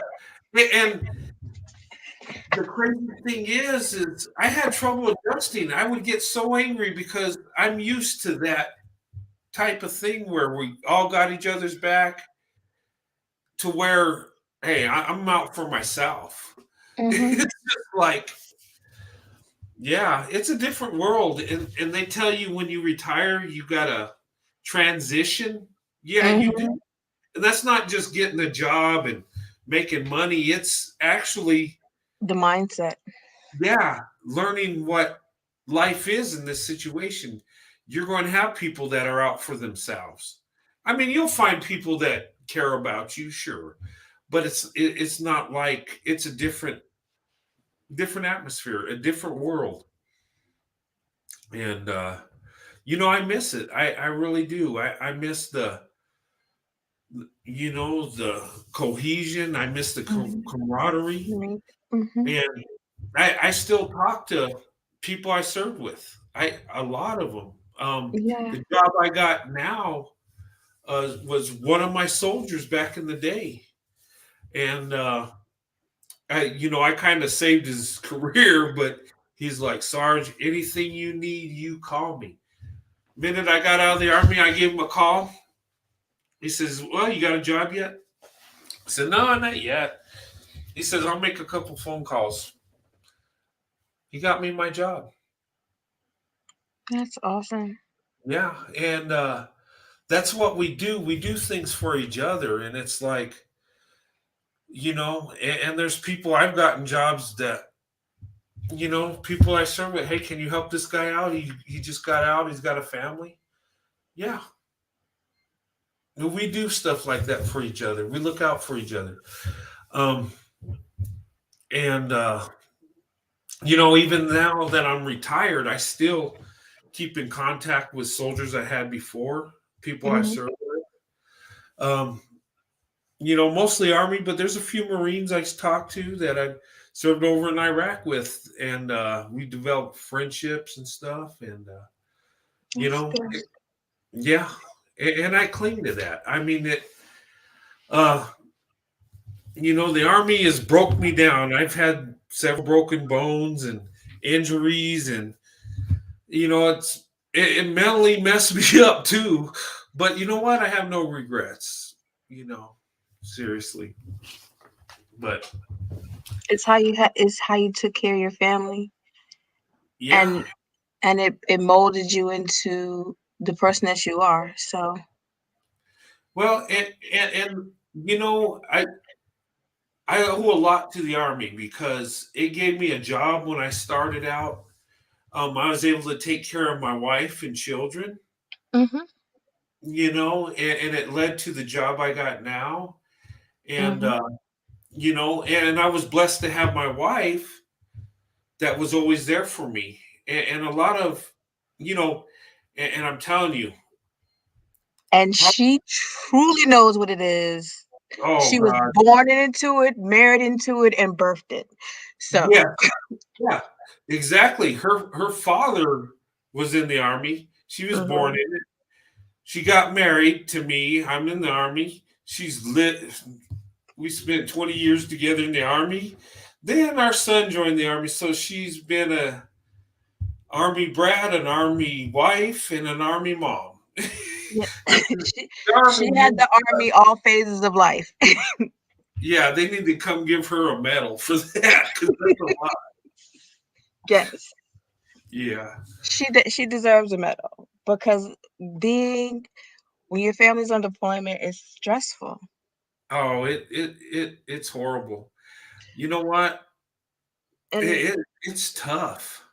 I had so many male friends in the military that that they would get that Dear John letter, or Yeah, they would find out that the person that they was with was cheating on them. yeah. Um, and it is heartbreaking.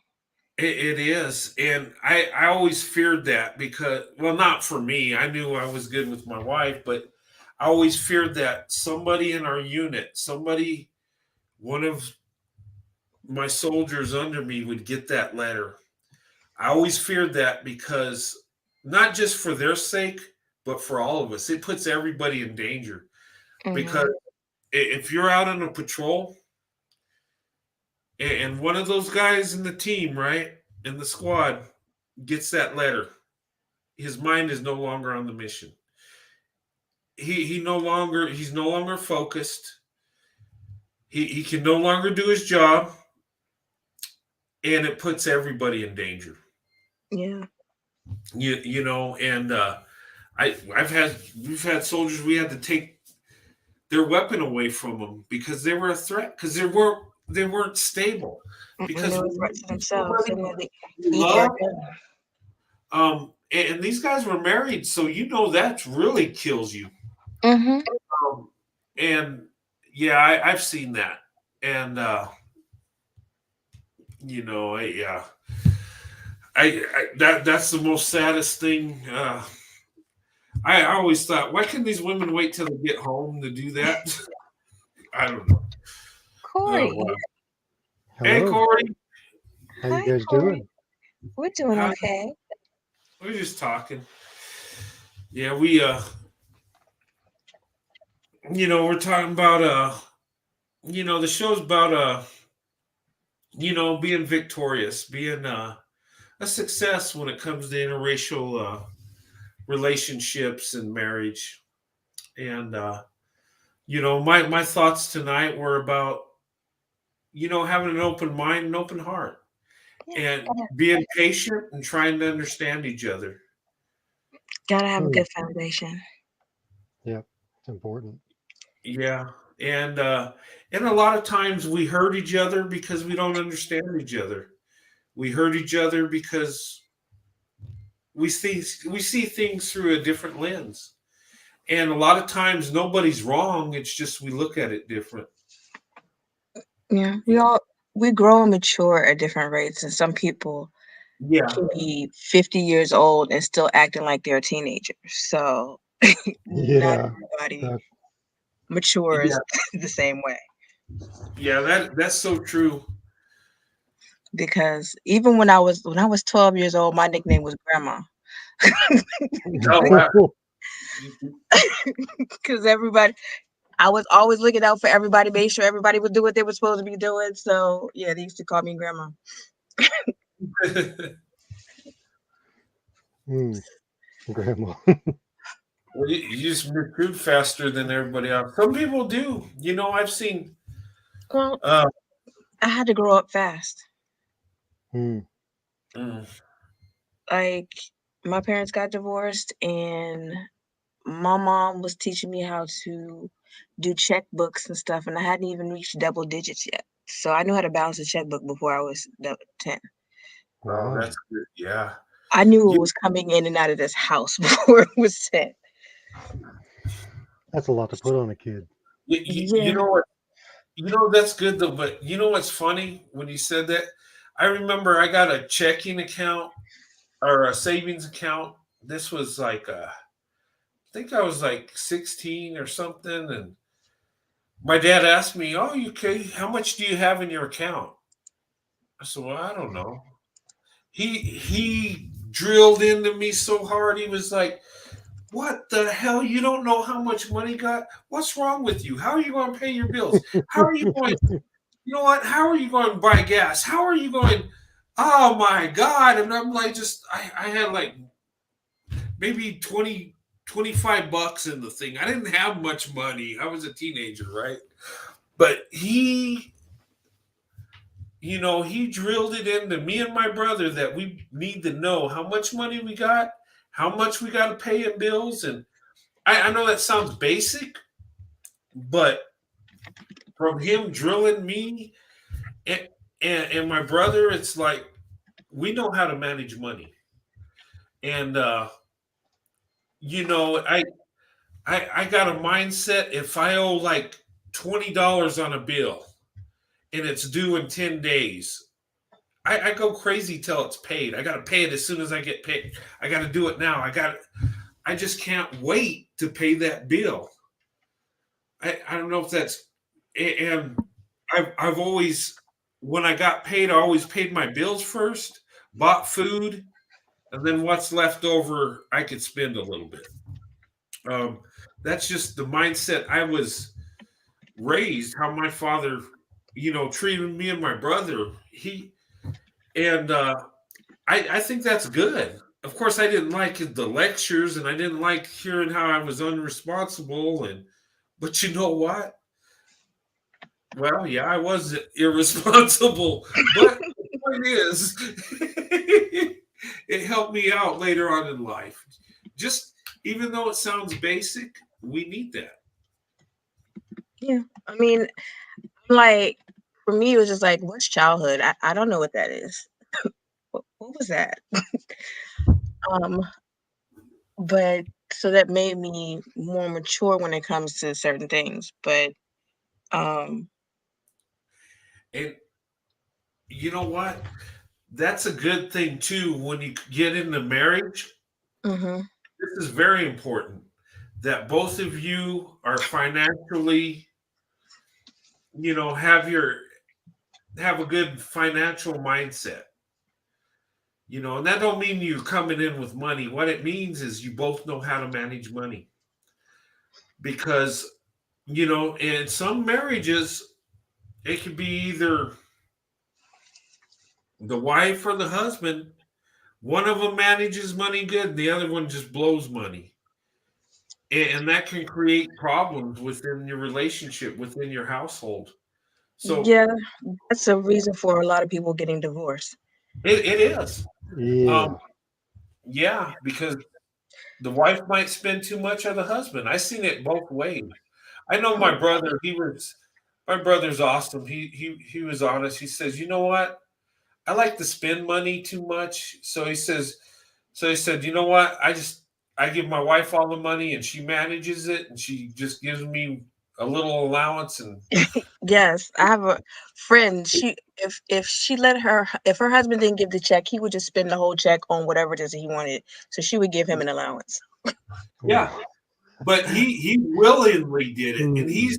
he's the breadwinner. He said she's great at managing it. Here you go, and Mm. she is. You know, she's got that uh, financial mindset. Um, and you know, being with my dad, I don't know why my brother ain't more financially, but he's responsible enough to know she handles it better. Let her do it. He knows his weaknesses, which that's a strength. When you know your weaknesses and you know you can adjust. Yeah, that is Yeah. But true. because personally, I'm not married, but if I got married, there would be one account, joint account for bills, that we both put a percentage of money into. I would have my accounts, he would have his accounts, and that way you don't feel like you gotta be accountable for every single penny. Yeah. And you know what? People say, well, you should have the same account because it's both your money. Um, yes For and your no. for your bills, yes, because Yeah, if I want to be able to buy you a gift and you don't want it, and I don't want you to know about this gift, I'm not going to use a joint account for that. yeah. Because then you know, hey, what'd Ah, you you're being sneaky. get? You know what? This is how I always handled it, and I still do to this day. And I did it because when I was in the army, when I get deployed, I had two accounts, and my wife had one, and I had one. I had one where I managed all the bills through that account, and I made them all automatic. So when I got paid, bills went out, it was covered. And then I had another account for my wife where she could, spend the money and manage it how she wants. And she's good at managing money. So, but what I would do is I would have enough to pay the bills and take care of that. And once the bills were paid, she already had money going in, but I had a little extra. I'd send it to her account because that way, she had plenty of money for the food and Mhm. gas and stuff she needed. But when I got a little extra, I'd send it to her so that way, she could take the kids out and, because you need recreation too.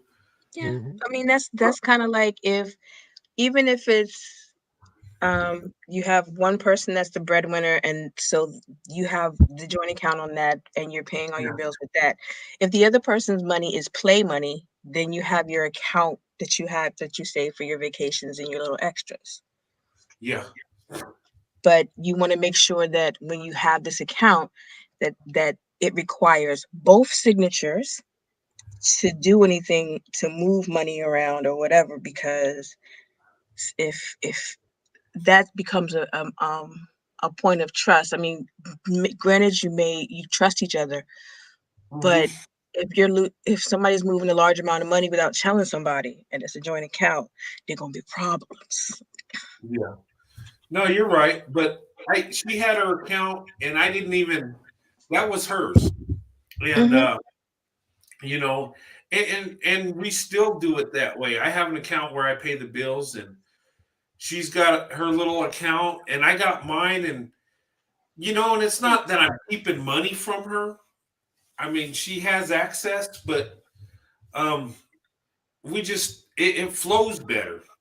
Because the thing about it is that we're all adults, and Yeah. you don't want to feel like you're a child getting an allowance, and you have to account for every penny to somebody else. You Yeah. want to have some autonomy. Yeah. Oh, yeah. That's kind of a, yeah. Yeah. I couldn't imagine micromanaging somebody else's life like that. There are some people that want to do it, so it's just Yeah. like, hold on, pump your brakes. We're gonna Mm. have to have this conversation. Yeah, that's a recipe for disaster. Yeah, because you don't want to feel like somebody has control over every aspect of your life. No. No, you can't breathe. Yeah, and then that causes other things to happen. It's a snowball. It's a snowball effect. It creates dominoes that go to places you don't want to go, Mm. Yeah. and then people start playing blame games. Mm, Yeah, no, that's right. But you know what? Finances is a big part of a relationship. it is. And the thing about it is that people don't have these conversations before they get married, and then when they get married, they expect these things to fall into place. No, no. You have to have these conversations before you get married. There's a lot of conversations that you need to have before you get married, so you know that this thing that you have a you have a plan and you're on the same page. And that way, if you're not on the same page, you can determine if these are going to be deal breakers for you. Hmm. Yeah. No, and that's right. And you know, um, but yeah, I found that way works great. And I've always managed the bills and I can do it. And she's got her own account and I I've always provided that. That way when I'm deployed, she's got plenty of money. I don't have to worry about that. Mhm. And Hmm. It makes she perfect sense. yeah. Oh, And yeah. I do I'm that sorry. to this day. I still pay the bills that way, even though we're both at home. But it's best to have one person, if you can do it, one person just pay the bills and takes care of it. And Well, then, huh? if you have a budget, then you have the but then you need to at least discuss the finances simply because you don't want anybody to feel like I mean Oh yeah. I mean, unless that person's just like I don't want to deal with it, you do what you got to do because because if a person wants to know, they need to at least know certain things because if something happens to either one of you, you don't want to be blindsided. well, yeah. I mean, with with Absolutely. me, with me, she's got access to the account. She just don't touch it because she knows what I'm doing. It's That's and she perfectly sees, fine. yeah, she sees where it goes. She knows every penny. I don't. I manage the bills because I've been taught to do that, so I just do Mhm. it. And she's okay with that. And then she's got her own account, and I have my own little one set aside. Um, The and- prob that you what you're doing is excellent. It's just like the problem comes in when people start hiding stuff or just don't want yeah, to give you access or whatever, and it's just like it's not worth all that foolishness. yeah. But with me though, me and my wife, it ain't an access thing. We just like, well, here's my thing. She's got her account, and I told for the money she makes, she puts in her account because I told her just do that. I don't Mhm. even I don't even look at what she brings into that. I don't even care. Um, I tell her that's your money. You do whatever you want with it. I take care of the bills and all that stuff. And you know, I make enough money I can do that. And That's it's really nice. yeah, and I've even tried to talk her into just not working and retiring, but she still wants to work. Um, but her money is hers. I just that's yours, whatever. Um, Gotta have a job. I mean, she'll spend it on me because she loves me, but some people can't have that mindset. Oh, I got to know where all the money is. What are you hiding from me? I don't care if she has an account where she's saving money. I mean, great. Because like if we have that, but like if there's a general one that's like bill paying, that's like okay, everybody has access to that. But you have your account, I have my account. May not necessarily, it's available for you to look at if you ask me, but it's not something I'm gonna, whatever. Yeah, I mean, if I told her, I says, you know what? I want to get this. Can you help me out? She'll take money out of her account and give it to me if I ask it for her. Yeah, Hmm. But because I that's what don't partners do. do that. Yeah. I mean, our money is our money. It's just how we manage it. That's all it is. Yeah. Hmm. people don't like to have conversation. It's like you have to have uncomfortable conversations if you're going to be in a partnership, and people don't like to have uncomfortable conversations. Hmm. Corey, how have you been?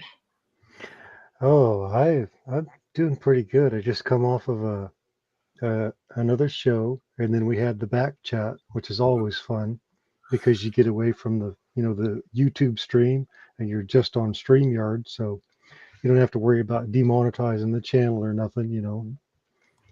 But that's my third one I've been on, and been getting invited to go on to them now, so they're nice. I like them. That's good. Just playing, visiting. Th- Thanks, my Ty, a real provider. Yeah, well, you shouldn't do 50-50. The man should provide. Um, and, That what's that? uh, Go ahead. that's a generational thing because it depends on what generation you're in as to the mindset of who's paying what.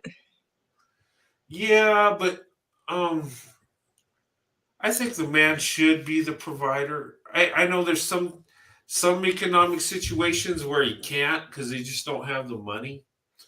Hmm. But your mindset needs to be the provider, and you should need to strive to do that.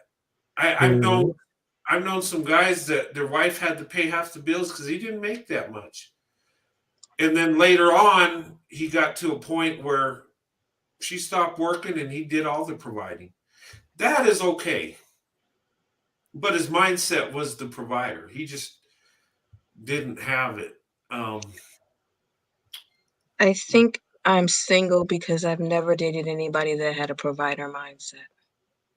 Mm, ooh, yeah, that'll that Um, do it. you need that provider. He needs to be that provider, and because I mean, unfortunately, because of the way I was raised, I have, I guess, masculine energy. But I've mm, never met a man that made me that because I'm a person, I need to get stuff done, and I'm not gonna wait around for somebody else to get it done for me. So if you're gonna do it, fine, do it. But if you're not gonna do it, I'm gonna have to do it. I'm yeah, not gonna wait Mm, around for you to do it, and so that puts me in a more masculine energy. I would love to have some be in my feminine. But I'm not allowed to be in my feminine because I have to take care of everything. I don't have anybody to rest on. And even mhm. when I was dating, I was everything was always on me. So I'm the rock. I don't know what it is to lean on anybody. So Mm. yeah. But you know what? Um, Ooh. Sorry, but you know what?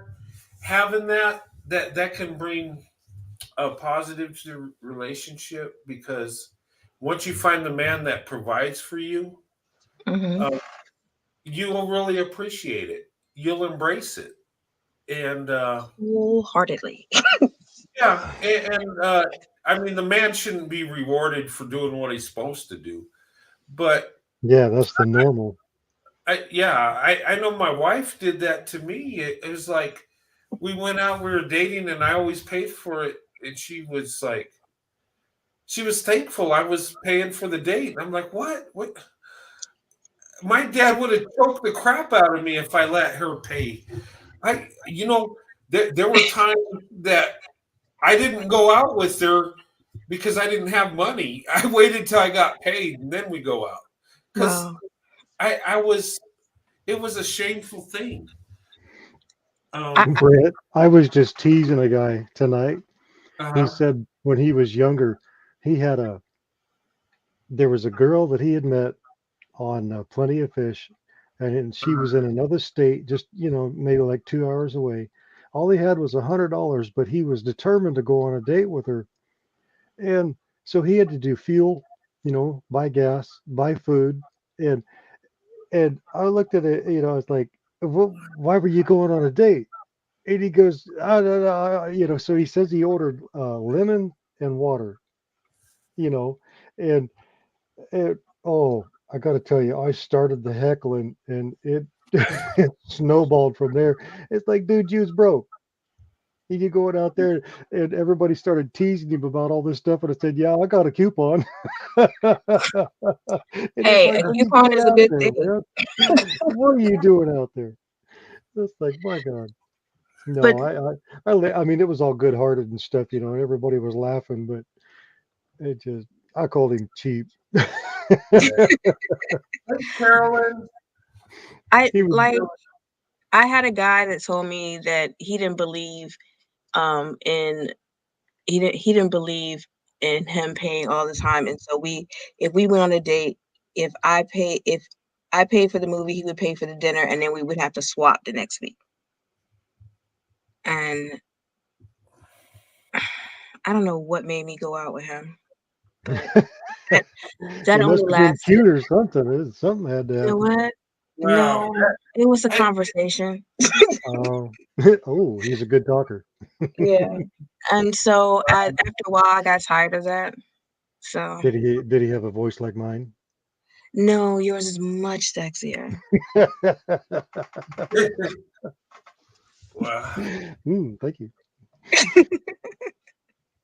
Sorry, Yeah. Brent, you're turning red over there. You got a white guy turning pink. I mean, look, watch it. Oh, I am turning pink, huh? Yes, you are. Brent's one of those guys that he's uncomfortable with open shows of affection in public. He just turns red on a heartbeat. I watched him do Oh, do I? it. Yep. Yeah. Uh, Did you run out of words? yeah. What are you talking about? I'm sorry. I just come off uh, a panel with a bunch of guys. I've been teasing everybody oh, and have getting you? teased. That's it. I don't What was know. that? I've always I'm a nurturer by nature, so Hmm. it's hard for me to see somebody struggling and not want to help them. So Sometimes you got to let them struggle so they want to I Yeah. know, do better. and I've learned that the hard way. Hmm. Yeah. Yeah. Sometimes in life, when we help people, we actually hurt them. Hmm. Um, I never, growing up, I always thought my dad was just so mean to me. Like he was just, he never told me, "Hey, you're my son and you're special." He says, "Nah, ain't nothing special about you. You're another kid, and you know what? Success depends on you." And it was real humbling. But you know what, though? That's the best thing you can do for someone because you're teaching them early in life that they have to compete, and they're no better than nobody else. And there's nothing special about them. They're just another person out there. Hmm. Um, and you know what? When you hit the ground, you could bounce up quicker because you're not thinking you're something more than what you are. You're not thinking, "Hey, I'm special. I could do anything." And then when you find out you can't do anything, then it can destroy a person. I mean, and it takes a lot for them to get out of that mindset. Um, you know, as men, we need to fall on our face. As men, we need to go through some pain and some hurt, because if we're Yeah. the providers, we're going to be in a tough situation when we're married and we got to take care of our wife and kids, and we hit tough times and things ain't working, and we got to be able to navigate through that. We got to be able to make that work. Yeah, Uh, and we have to learn how to not give wife privileges to boyfriends. don't give them wife Hmm. privileges. It's Yeah, like you're doing your audition, but you got to hold some stuff back. yeah, and Yep. unfortunately society is where, well, we meet each other, we date a couple times, now we got to get intimate right away and not even know about each other. You know, that biblically that ain't supposed to happen till you're married, Exactly. Hmm. but in And society, when you have sex with somebody, you give a piece of yourself, your soul to that person. oh yeah, you do. And Well, yeah, especially if it's really good. yes, if it's really good, you will change your religion. I'm just saying. You just, if it's really good, you'd be like, oh, it was made just for me. We got Brett I need looking to at the do what I desk gotta now. do. Poor Okay. guy. That's not where I wanted to go, but okay. I'm sorry. But no, it's just Sorry, brother. I had that kind of experience, and what it made me realize is that I need to, because I changed who I was. And I had my friend, he was like, "Who are you? You are a pod person. You are not the person that I know because you would never put up with this foolishness." And I had to Mhm. step back because I changed. I did a complete 180 on everything that I was. Mm. So The compromise kicked in so hard. yes, it was super duper compromised on a level I have never compromised in my life. Yeah, So once I got out of that and I healed from that, and it's just like, okay, so this is what it is. Sorry, the next person I sleep with is going to be my husband, yeah. and the next, And, and that's just what that is. And if you can't handle it, bye bye. yeah. And you know what? Yeah, I mean, if you're having sex with somebody, yeah, a piece of you does go with them. And it can be so damaging that I mean, let's be honest. I mean, sex is great, right? But when there ain't love there, then it goes to just pure lust. Then you really can't get in a relationship because it's all built on lust. Hmm. And, and you can't really embrace that person because you're actually looking at them like an object. It's like a fetishization. It's you have lust goggles on, and so things that you would normally wouldn't let slide, you let slide because you know you're gonna Yeah, get some. yeah, Let's not rock the boat. yeah. Hmm. And you will let things slide. You will let.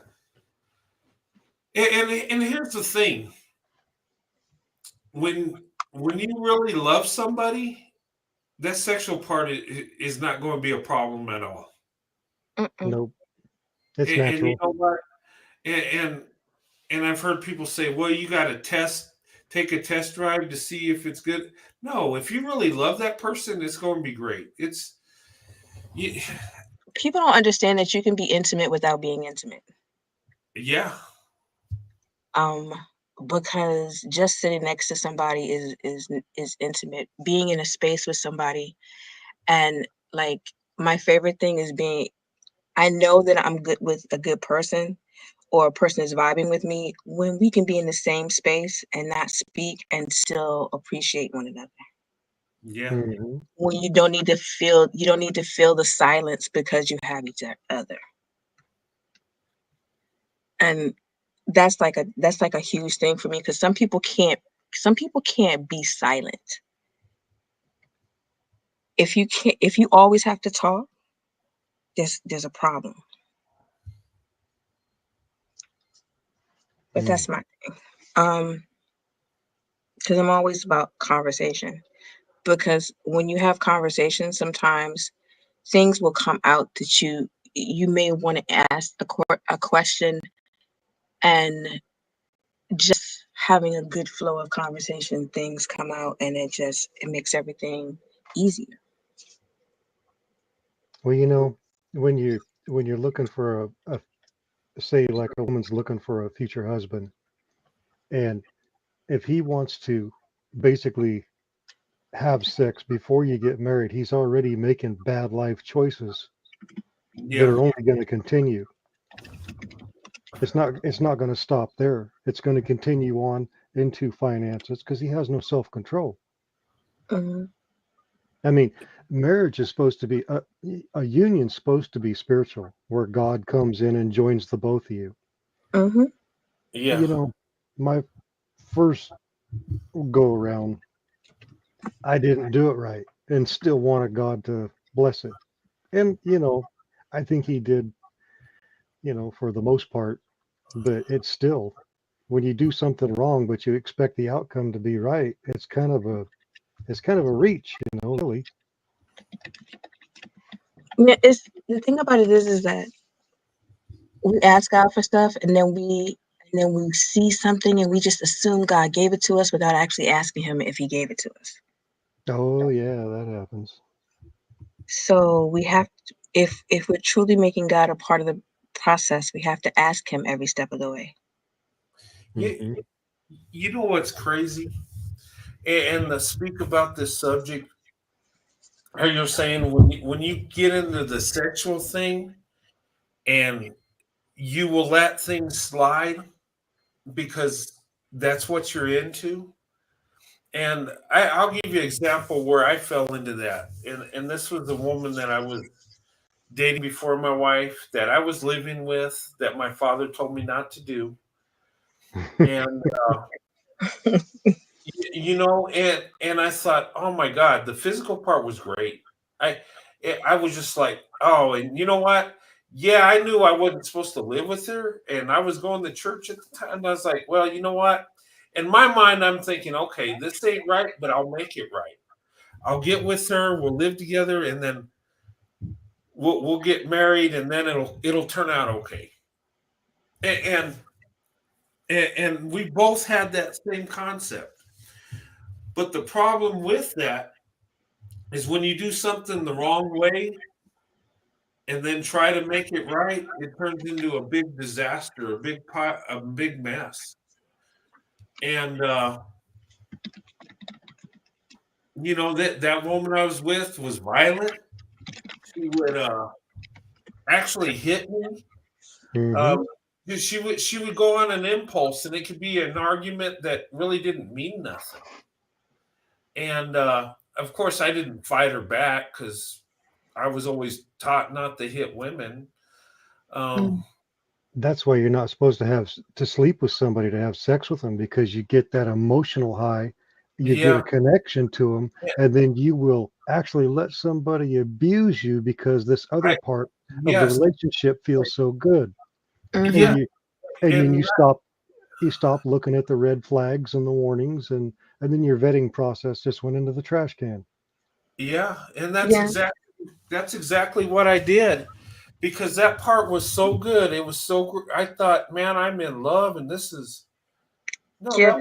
that wasn't love. That was lust, and that was just me thinking I can make it right, doing it the wrong way. And Those less goggles are strong.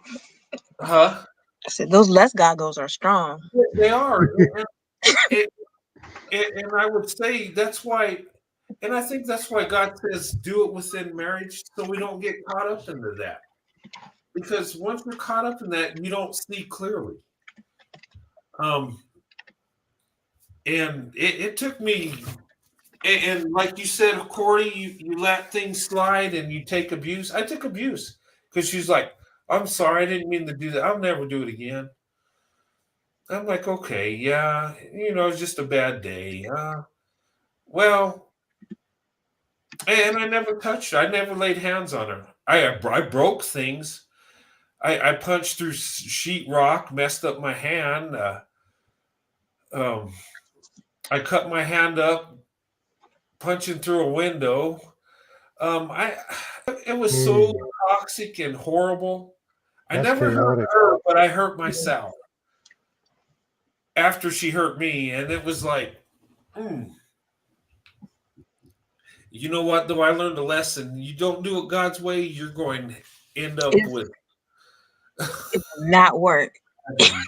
Every when you don't do it God's way, it comes undone. yeah, Yeah, there's a reason why we're supposed to follow the rules. Yeah. yeah, I'm trying to follow the rules now. So yeah. And the good thing about that is God forgives, and you can move forward. Mhm. Hmm. And but yeah, that's why it's best to be friends. It's best to date, and it's best not to be intimate till you're married. I know a lot of people say, "Oh yeah, you're full of crap." Nobody does that. I mean, I've heard people tell me, "Come on, man, nobody does that crap. Did you do it? Did you? Come My on." my cousins did it because they knew nobody but each other. And you know what? It don't matter what I did. What's right is right. Mhm. What's wrong is wrong. The Um, irony is they say nobody does that, but look at the divorce rate. yeah, Mhm. nobody stays married anymore. So should I get a divorce because nobody's doing it? I mean, that's the Gotta be the dumbest. exception to the rule. We don't do things because most people do it. If you do that, you're a fool. You do things because it's the right thing to do. You should not do it because everybody else is doing it. You're just Hmm. following a group of people into stupidity. Really are. I'm just saying. Oh well, The, everybody does it. I the, I mean, I remember in high school, people were doing drugs. Well, everybody does it, you know. And yeah. I never got caught up into drugs because my father just beat it into me so bad. I messed with alcohol, but I never did drugs. But you know what? Some of the friends I had back in the day, and we did some wild, crazy things, but there's a couple of them that ain't alive no more because they got Mhm. caught up in the drugs and craziness, and Yeah. it, In in order to find what you need, sometimes you have to be the exception to the rule. yeah, and that's what you should strive to do. What's right, regardless of what everybody's doing, regardless of what Hmm. society's doing. And ladies and gentlemen, you can find a man and woman that's traditional that will be willing to wait till they're married, just like you. You can do it. It's not impossible. Um, and I bet the guy wants to get married sooner than later. yeah, right. that's that's also a possibility. I'm just in awe. I'm learning so much from you guys, and it's helping me to make better decisions. Hmm. Oh well, thanks. I Yeah. appreciate.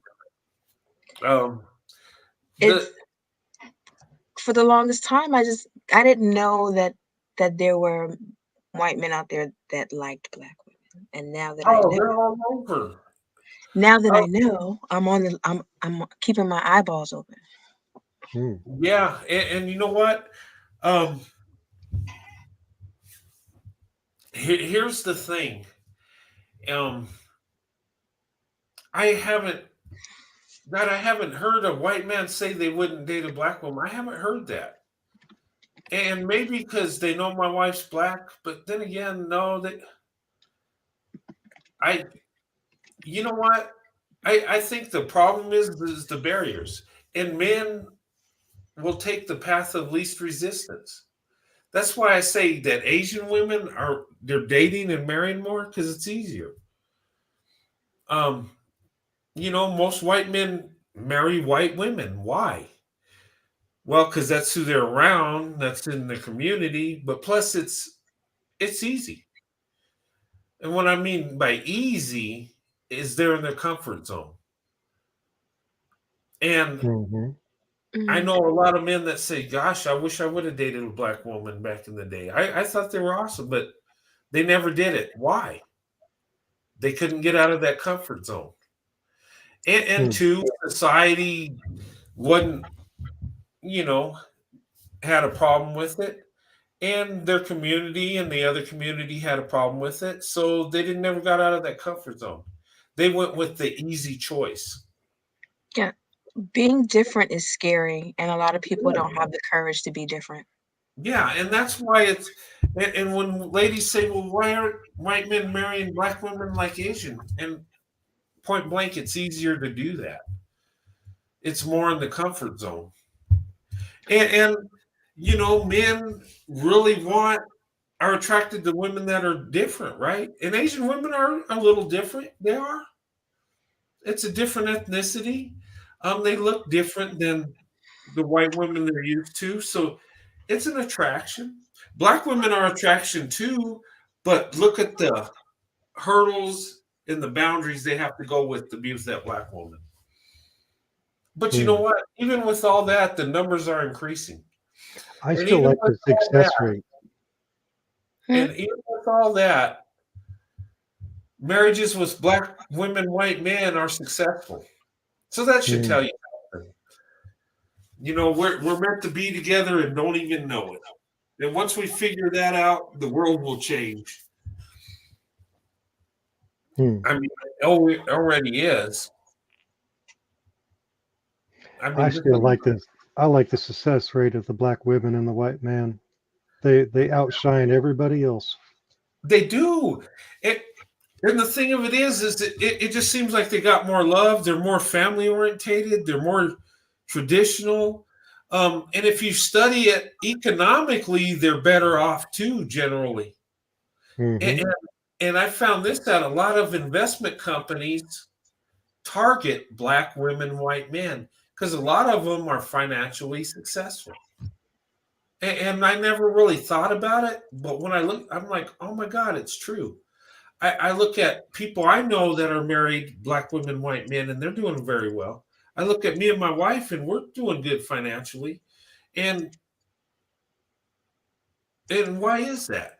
Is it because we get better opportunities?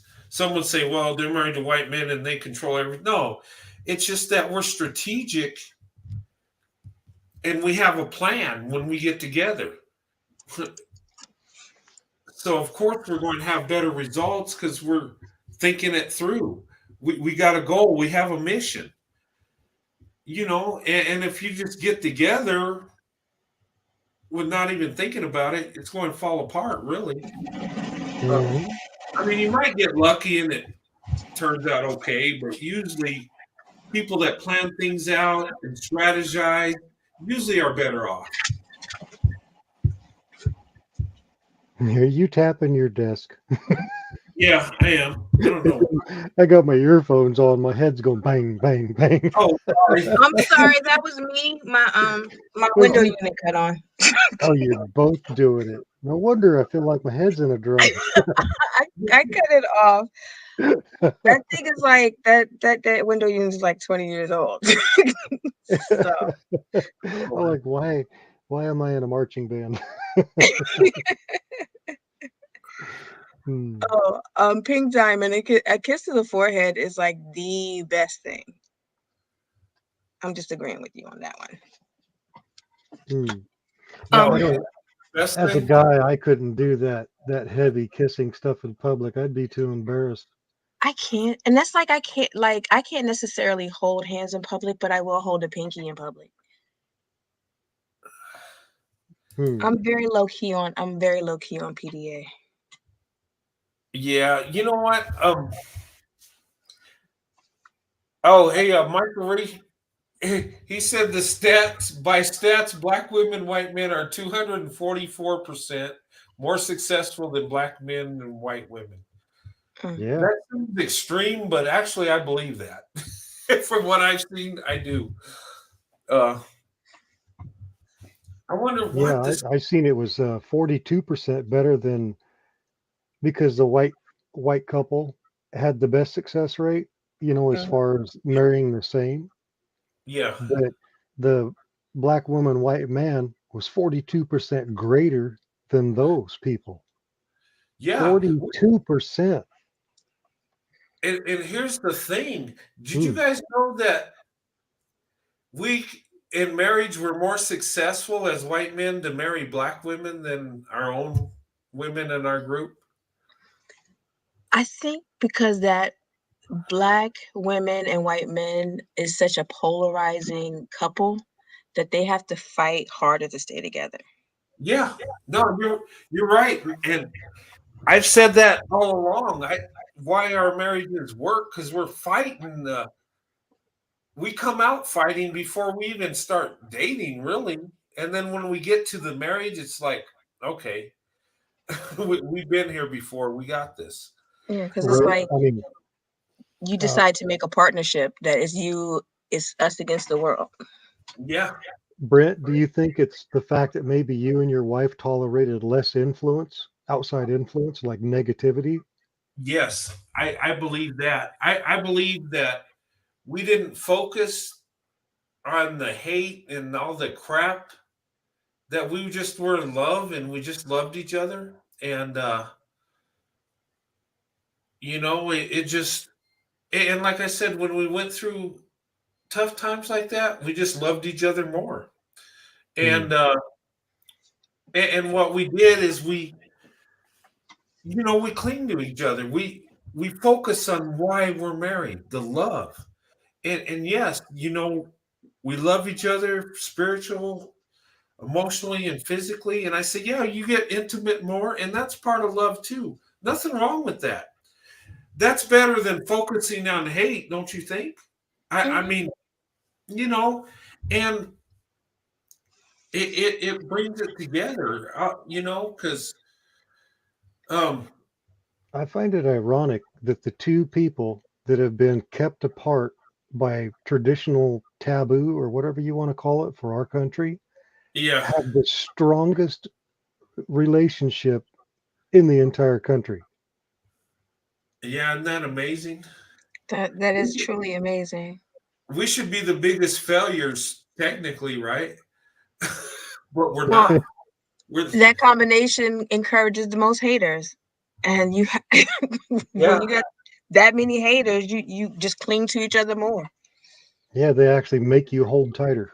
Hmm. yeah. I mean, It Brent would know.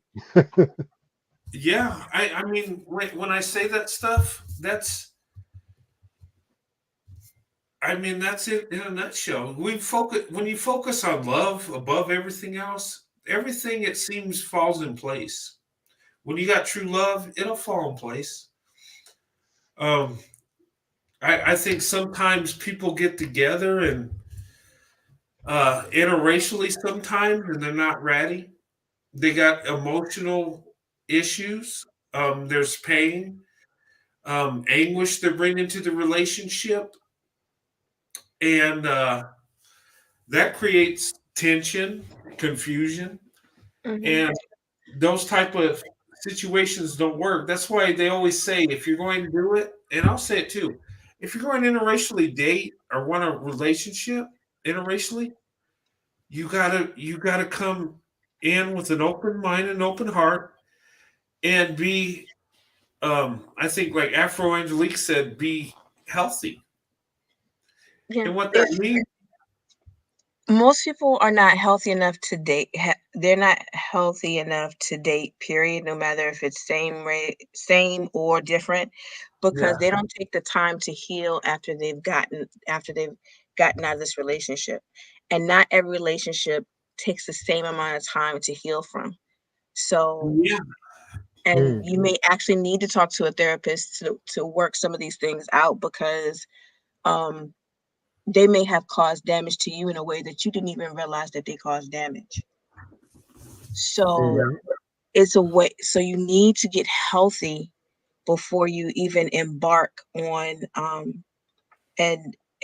on anything. And I think the best thing to do is ask to God to hide you from other people's eyes so that that you're not attracting any attention until you are fully healed, or at least on the road to healing um before you actually start that relationship, because it's hard enough to be in a relationship with somebody the same race. If you're yeah, going to be in a relationship with somebody of a different race, you have to have so many more skills than you do if because you're coming from two different cultures. Sometimes you're yeah, coming from two different languages. So you have to be able to be empathetic towards one another, be Hmm. open-minded, have good listening skills. No, not be offended at everything, because just because I say something a certain way doesn't mean that I'm trying to offend you. It's just the way I speak. And we need to have a conversation. Yeah. So Mm. once you're healed and you ask God, you say, "Oh," and you once you've healed, you know when you're ready to date, and you can ask God to lift the veil, and you would be surprised what starts happening. Yeah. Because I mean, I got to a point where it's like, I'm ready to start dating. I haven't dated anybody in 10 years Oh wow. because I needed that time. Hmm. And I had that time. I'm ready. And so I'm gonna do I'm ready to be seen. And I have started to be seen. So everything happens in God's timing. Yep, Yep. That's it does. J10 says he's 5'1". Wow. My my mom is 5 feet tall. She's little too. That's My mom is 5 foot 1.5. oh, is she? Oh, Yes. wow. See, we're Wow, My both right. grandmother was four that foot half 11. inch is that half Oh, inch is really important, isn't it? It is. Because if you don't say the half inch, you get in trouble. Yeah. wow. How tall are you? I am 5'6.5". 5'6.5". Okay, you're Oh, average. okay. That's pretty tall for a woman. I mean, I'm in that in between state. I'm too I tall for some people and not tall enough for others. yeah, I'm in that stage where I'm 5'9". Mhm. Um, my dad's 5'11". My brother's 6'1". My son's 6'1". Um, I'm the little guy around. I was like, well, my mom's little though, so Hmm. and my wife's side of the family, big men like 6'2", 6. I think her nephew's like 6'5". That kid is humongous. I'm just like, wow, like I he, think my tallest cousin is 7 feet. oh wow, that's huge. Yeah. Wow. Um, But Yeah, yeah, he's tall. yeah. I But would. like my grandmother was 4'8", 4'11". So I I have this a broad range of spectrum. Wow, she could rest her chin on a sheet of plywood if it was standing up on its side. wow. I think I have a rifle that's longer than that. In fact, I do. Well, no, maybe not. I don't know. Yeah, like I call myself the perfect in between because my height is in between my mom's and my dad's. My complexion is in between my mom's and my dad's. And if my father's side of the family say I look like him, and my mother's side of the family say I look like her. So there's such Michael Ray thing. said, "Granny toss. Shame on you." Granny toss. You know how they used to do the midget toss back in Oh the my day for the goodness. wrestling. 4'11" is too tall to do a granny toss. Oh Lord, Michael, bad man. Yeah. Time yourself out. Oh man. Hey guys, I'm gonna have to wrap this up. It's 1:23 in the morning. Oh Oh, yes, it's 12:23, Brent. Oh yeah, where you're at. And the East Coast is what? 3:23. 3:23. Yeah. Lord have mercy. Oh, well, hey, I'm sorry this live was late, guys. It's okay. I'm glad that you took I'm glad that you put a notice that you were trying to that you were doing a late one because I took a nap. So I Yeah. could Well, stay up. yeah, I did that for that reason because most people will be in bed. So if they wanted to watch it, I put it up there. And if um, people want to see the replay, you do that too. I just been working so late, and I don't know. I have the itch to come do this. Um, this is my passion, but I have a job, Mhm. and there's two extremes. I wish I could do this for a living, but I can't. Um, my job that I have, I made 96,000 last year. YouTube, I made $300. So Yeah, the one numbers I don't add love to up. do and one I have to do. Yeah, Does that's a that big make difference. sense? So, uh, but I mean, hey, I wish I could do this more often. I'm trying to find time to edit my videos and try to get a um an intro or something, try to upgrade my channel somehow. But I just, guys, when I come on and I do a video or do a live, I'm doing it like by the seat of my pants at the last minute. I'm Hmm. just going with the thought, and I just, you know, but I love And we doing. appreciate it because you're a point of peace. Oh, I appreciate that. But I do love doing it. I think there's a purpose for this. If nothing else, um, to just know that you can love someone of a different race, and that's okay. And to uplift Black women, I think there's a purpose in that, because there's too many idiots out there attacking Black women, and Black women are. There's so many amazing things about them that I I mean, they're doing so much with the least amount of resources. If you really look at it, um, and they're the most beautiful too, and just inside and out. I mean, how can you not love a Black woman? Seriously, once you get to know her, how? And I'm not being funny. I seriously, from the experience I have, and I don't think it's just that I just met really good people. No, I Black women in the collective are like that. They have big heart. Black women will do stuff for you. If you show them love, you're getting it back and then some. Um, and I appreciate Black women that they appreciate when you show them love. I'm just like, wow. Um, And we appreciate you because it's very hard to find a space that Black women are being uplifted. yeah, and you know what? I think we need, and people say, where are the other white guys talking? There's other content creators that talk about Black women. But I would say most of the white men, if you want to see them that love Black women, they have their channels with their wives. That's usually the most common thing, where they, show their family life and talk about things. And those are nice channels. I'm kind of different in that aspect. I do bring my wife on every now and then. Um,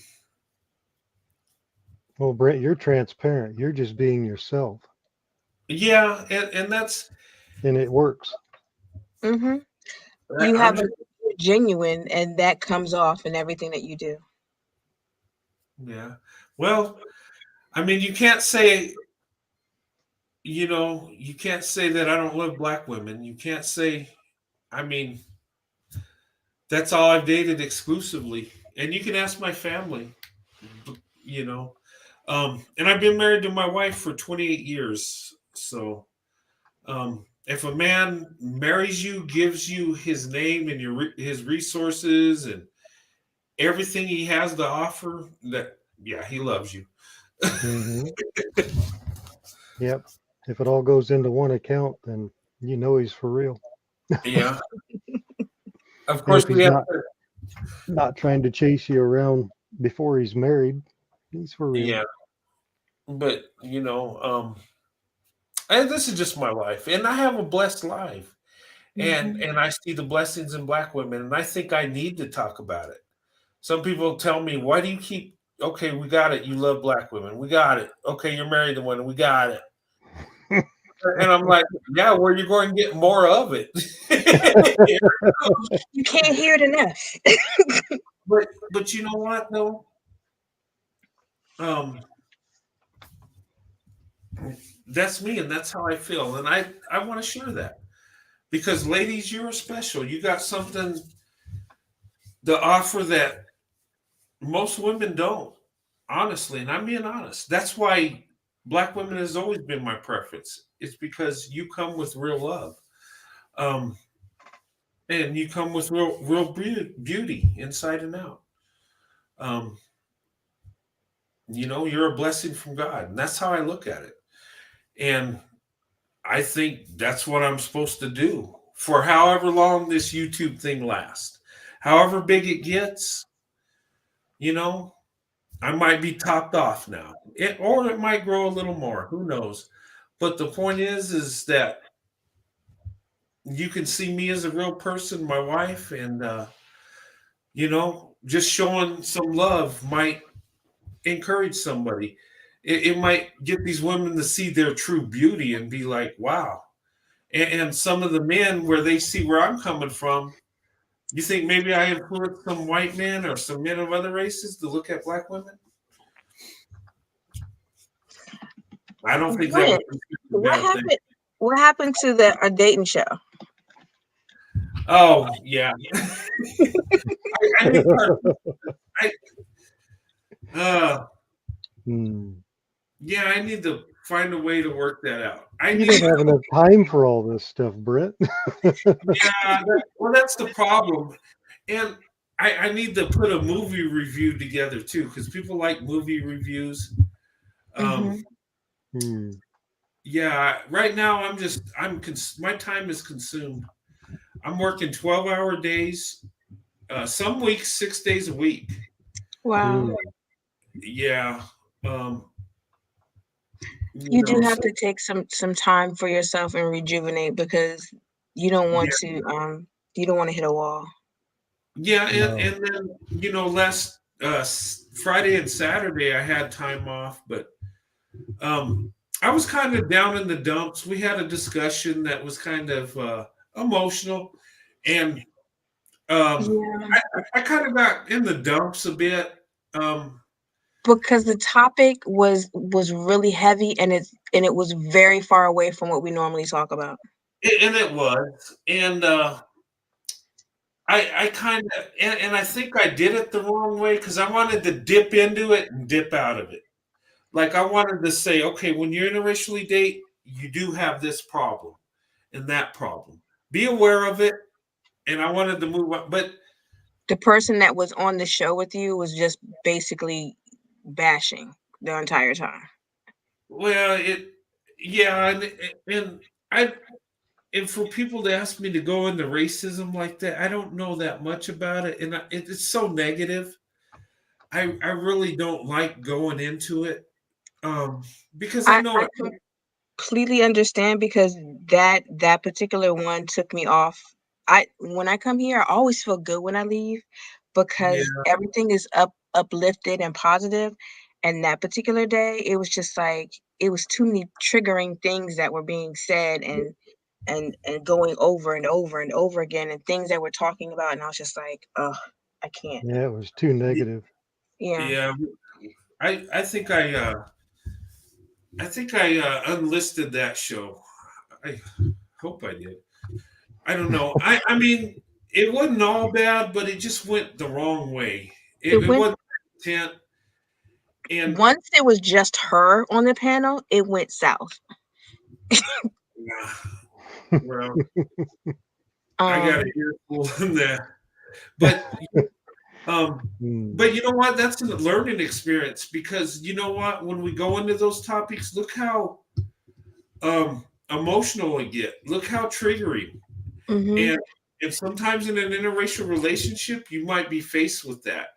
So that's why you got to be patient and loving to where you don't let your emotions get the best of you because uh yeah, but that's why I was off for those days. I just was in such a slump. It's you know what? I Bad was bad people do bad things, but it's not an entire group of people because yeah, it's like when you say stuff like all men are cheaters, that means that you're grouping men into one thing. You yeah, can't do that because not all men are cheaters. Not all men are providers. Not all men are anything. You can't say all for everything. So you can't say that all black men are bad because there's some good black men out there. You can't say now, I can't say it's not majority, but there are good there's good in everyone. It's just that some people don't know how to bring out their light. Hmm. yeah, And some people are not taught because when all you see is this one thing and that's all you see, and that's all you, and nobody has taught you anything different. You don't know better, because there's some people that have stayed in a certain block and they don't move. So I mean, because there's just, I've been to a place where this person said they've never left their city, Mhm. and somebody asked them, they were, Wow. it was a cashier, and somebody asked them about something about the person, the next city that was next over, and they're like, oh no, I've never left the city. And I'm just like, the next city is 2 blocks over. You could literally walk 2 blocks from this spot and tap your toe over the line and say you've been in the next city, and they will not do it. That's crazy. Wow. So it's, some people are happy where they are and they don't want to know anything different. And when Mhm. people are like that, you have to leave them to themselves, because they don't want to know any better. And those people that do want to know better, then you reach out your hand and help them. Hmm. I Oh, actually had a foreman one time tell me, he goes, Corey, you'd have to be 80 years old to have done all the different things you talk about. And this man was born and raised in this little area, and Hmm. he vacations a couple of times, but he never goes very far. And I was just, and he was my boss. I looked him in the eye and I said, Sam, it's not my fault you've had a boring life. Because, you know, my dad chased construction work. He likes adventure. He still does, and he's 75.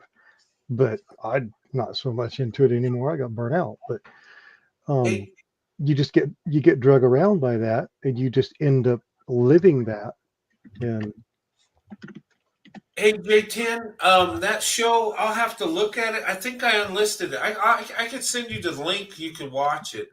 I just when it gets negative, sometimes I just take it down because it's just not worth it. It was just um I mean, yeah. But sometimes that happens, but we can learn from that. And I think some people just have so much hurt that some people can bring hurt to the whole thing. Um, but Yeah, it's one thing to hurt, but it's another thing to spew when you hurt. And yeah, when you're spewing and you're hurting, it's so damaging to other people and triggering to other people.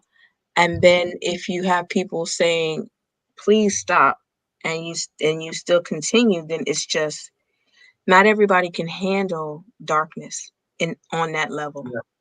yeah, mm, And it was darkness on a level that was just like, okay, we got the point, let's move on. All right, we yeah, got the point, let's move on. And you still harping on this one, harping. It's just like, dude, we got it.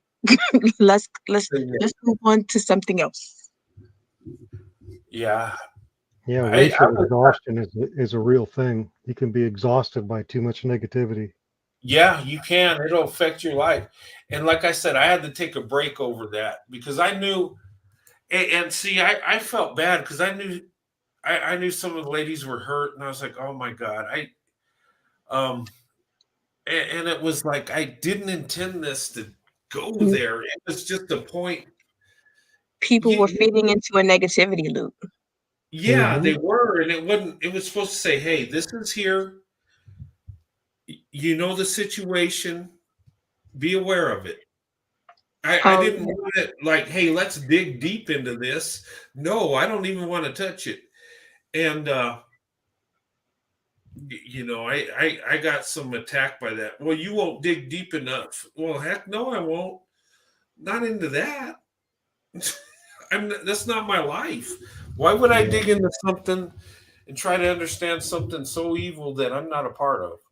it's Um, not something. It's, you know what? You get beat over the head with stuff all the time, and it's just like, look, I understand that you want everybody to know what this is, and there's a time and a place for that, but this is not that time nor that place. yeah, So Yeah. if you would like, if you have your own channel, please be happy to spew all that stuff over there. but we are a place of positivity in this place, and we want to push forward and move forward because we're forward thinking people, forward moving people, and we're about positivity over here and how to make things Mm-hmm. better. And Yeah. that's what that is. And if you keep harping on the same stuff that we are not, and you're not actually putting forth any ideas to help move this forward, and you're just digging in, then you're a part of the problem and not a part of the solution. Yeah. Yeah. I thought about that too. If I was going to make a point in something negative, I probably should have just had a closed panel, talked a little bit about it, and just moved on. Mm-hmm. I I think something like that I didn't need to have an open panel about. Uh, and that's probably That um, and what was so bad is that um the stuff that she was talking about, that's not even what your channel is about. yeah. And for the longest time, we said, because Black men are a trigger, we don't want to talk about Black men on any level, good, bad, or indifferent, unless it's about something specific that you're bringing up, like you did with our Banks and Umar, where you were pointing out the differences and things of that nature, because that was something that was doing. But if you're bringing up this topic and you keep talking and harping and you're not bringing any solutions, then there's no need to continue to talk on that topic. But that was a lesson learned. Yeah, but I mean, it is what it is. But Mhm. yeah, that took a lot out of me. It was like there was hurt, and it's like I felt it. You're empathetic, and so you feel other people's pain, and if you're empathetic, that can be very draining. It Yeah, was. it's exhausting. I talked to my wife about it, and I was just like, and her advice was like, look, that wasn't you saying that. She said, just focus on the ones that love you, and you have love for them, and just pray about it, and just um and step away for a bit. Just kind of look at it and just focus on the love. She said, you know what? Think about the story you tell people. Think about the babysitter that led you to me. And I was like, you know what? and she, You it have a was wise wife. Your wife is very wise, and and you they're know what? I was like, you're right.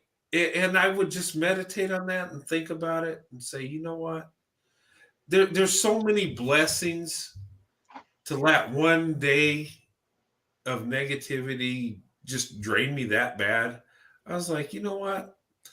And after that, I got back on. We had a pretty good show, and I was like, I felt better, and I was like, um,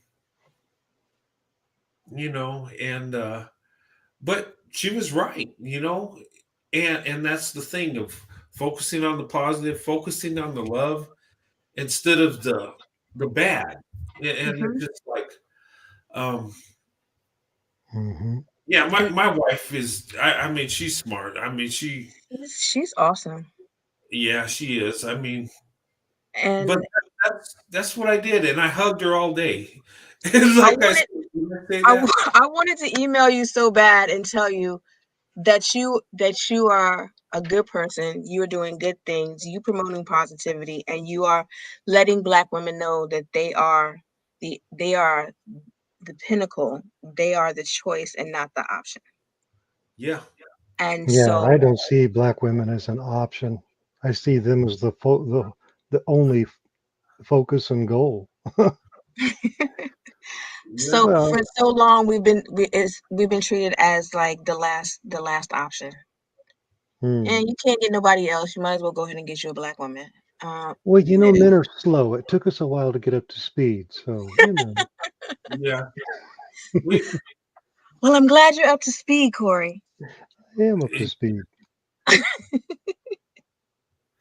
but you know Okay, what? Brett, thank you for staying on. Because I was able to get on here and talk with you. I know you're sleepy. I can see it in your face. Afro Angelique, you have a sweet voice. Thank you for entertaining me, letting me flirt with you. I'm going to drop back to the chat and let you guys finish this up. Well, Okay. I Yeah. I have a tendency to talk too long, so I'm gonna go ahead and drop off. But I just want to thank you again, Brent, because you're providing a space where it's okay to talk about the fact that white women love black men, white men love black women, and black women love white men, and you're providing that space. Yeah. And there's a lot that do, and we need to embrace that, you know, because we have something that's special that I think is going to change the world. I really do. And it's already in motion right now. We're finding each other and we're finding true love. We really are. And that's a beautiful thing. And you know, And and you're I'm always looking for your lives and always looking out for your for because it provides me a happy place. So this channel is my happy place. oh, I appreciate that. Well, I'll try to make it as happy as I can, and you know, I think you might have to work a little bit on shutting people down, um, yeah, because some people you give them an inch and they take 15 miles. yeah, yeah. No, you're right on that. And I think sometimes I let people have their say, and I just let it go too far. Um, yeah, but I think yeah, there's I have plans for that though, but you know, And the thing about it is that um if you need somebody to help you shut somebody down, I will be happy to help you do that. I appreciate that. Yeah, um, Because yeah, you can do there's a lovely way to do everything, and you don't have to mhm, do it in a negative way, but you can shut people down in a with love. yeah, And that's my speciality. awesome. Yeah, So if you need help with that and you see them in the chat, because I wanted so bad to tell you to drop the line so I could pop in and curb her, but it's not my show. yeah. Um, but I appreciate everything you do, and you go ahead and get some sleep because I know that you're tired, and I'm gonna I'm gonna drop off. Yeah, I need to. But this was a good show. I enjoyed it, guys. Um Afro Angelique, thanks for coming on. It's good talking to you again. And Corey, thank you, sir, for coming on. Um, thank you guys. Um, oh, thanks, J10. I appreciate that, guys. Ladies and gentlemen, thank you for watching tonight. Thanks for coming on so late. And I love talking to you, and I had an awesome time tonight. And I'll talk to you guys later. I'll be coming on Sunday. Okay. Um, so I'll be doing a live, and but anyway, I might throw a video in between, but we'll see what happens. I'll be live again Sunday. But thank you guys for coming on. Thanks for your time. I really do appreciate it. And I love you guys. God bless you and your families. And I'm going to get some sleep. And I'll see you on the next live. Have a good night. God bless.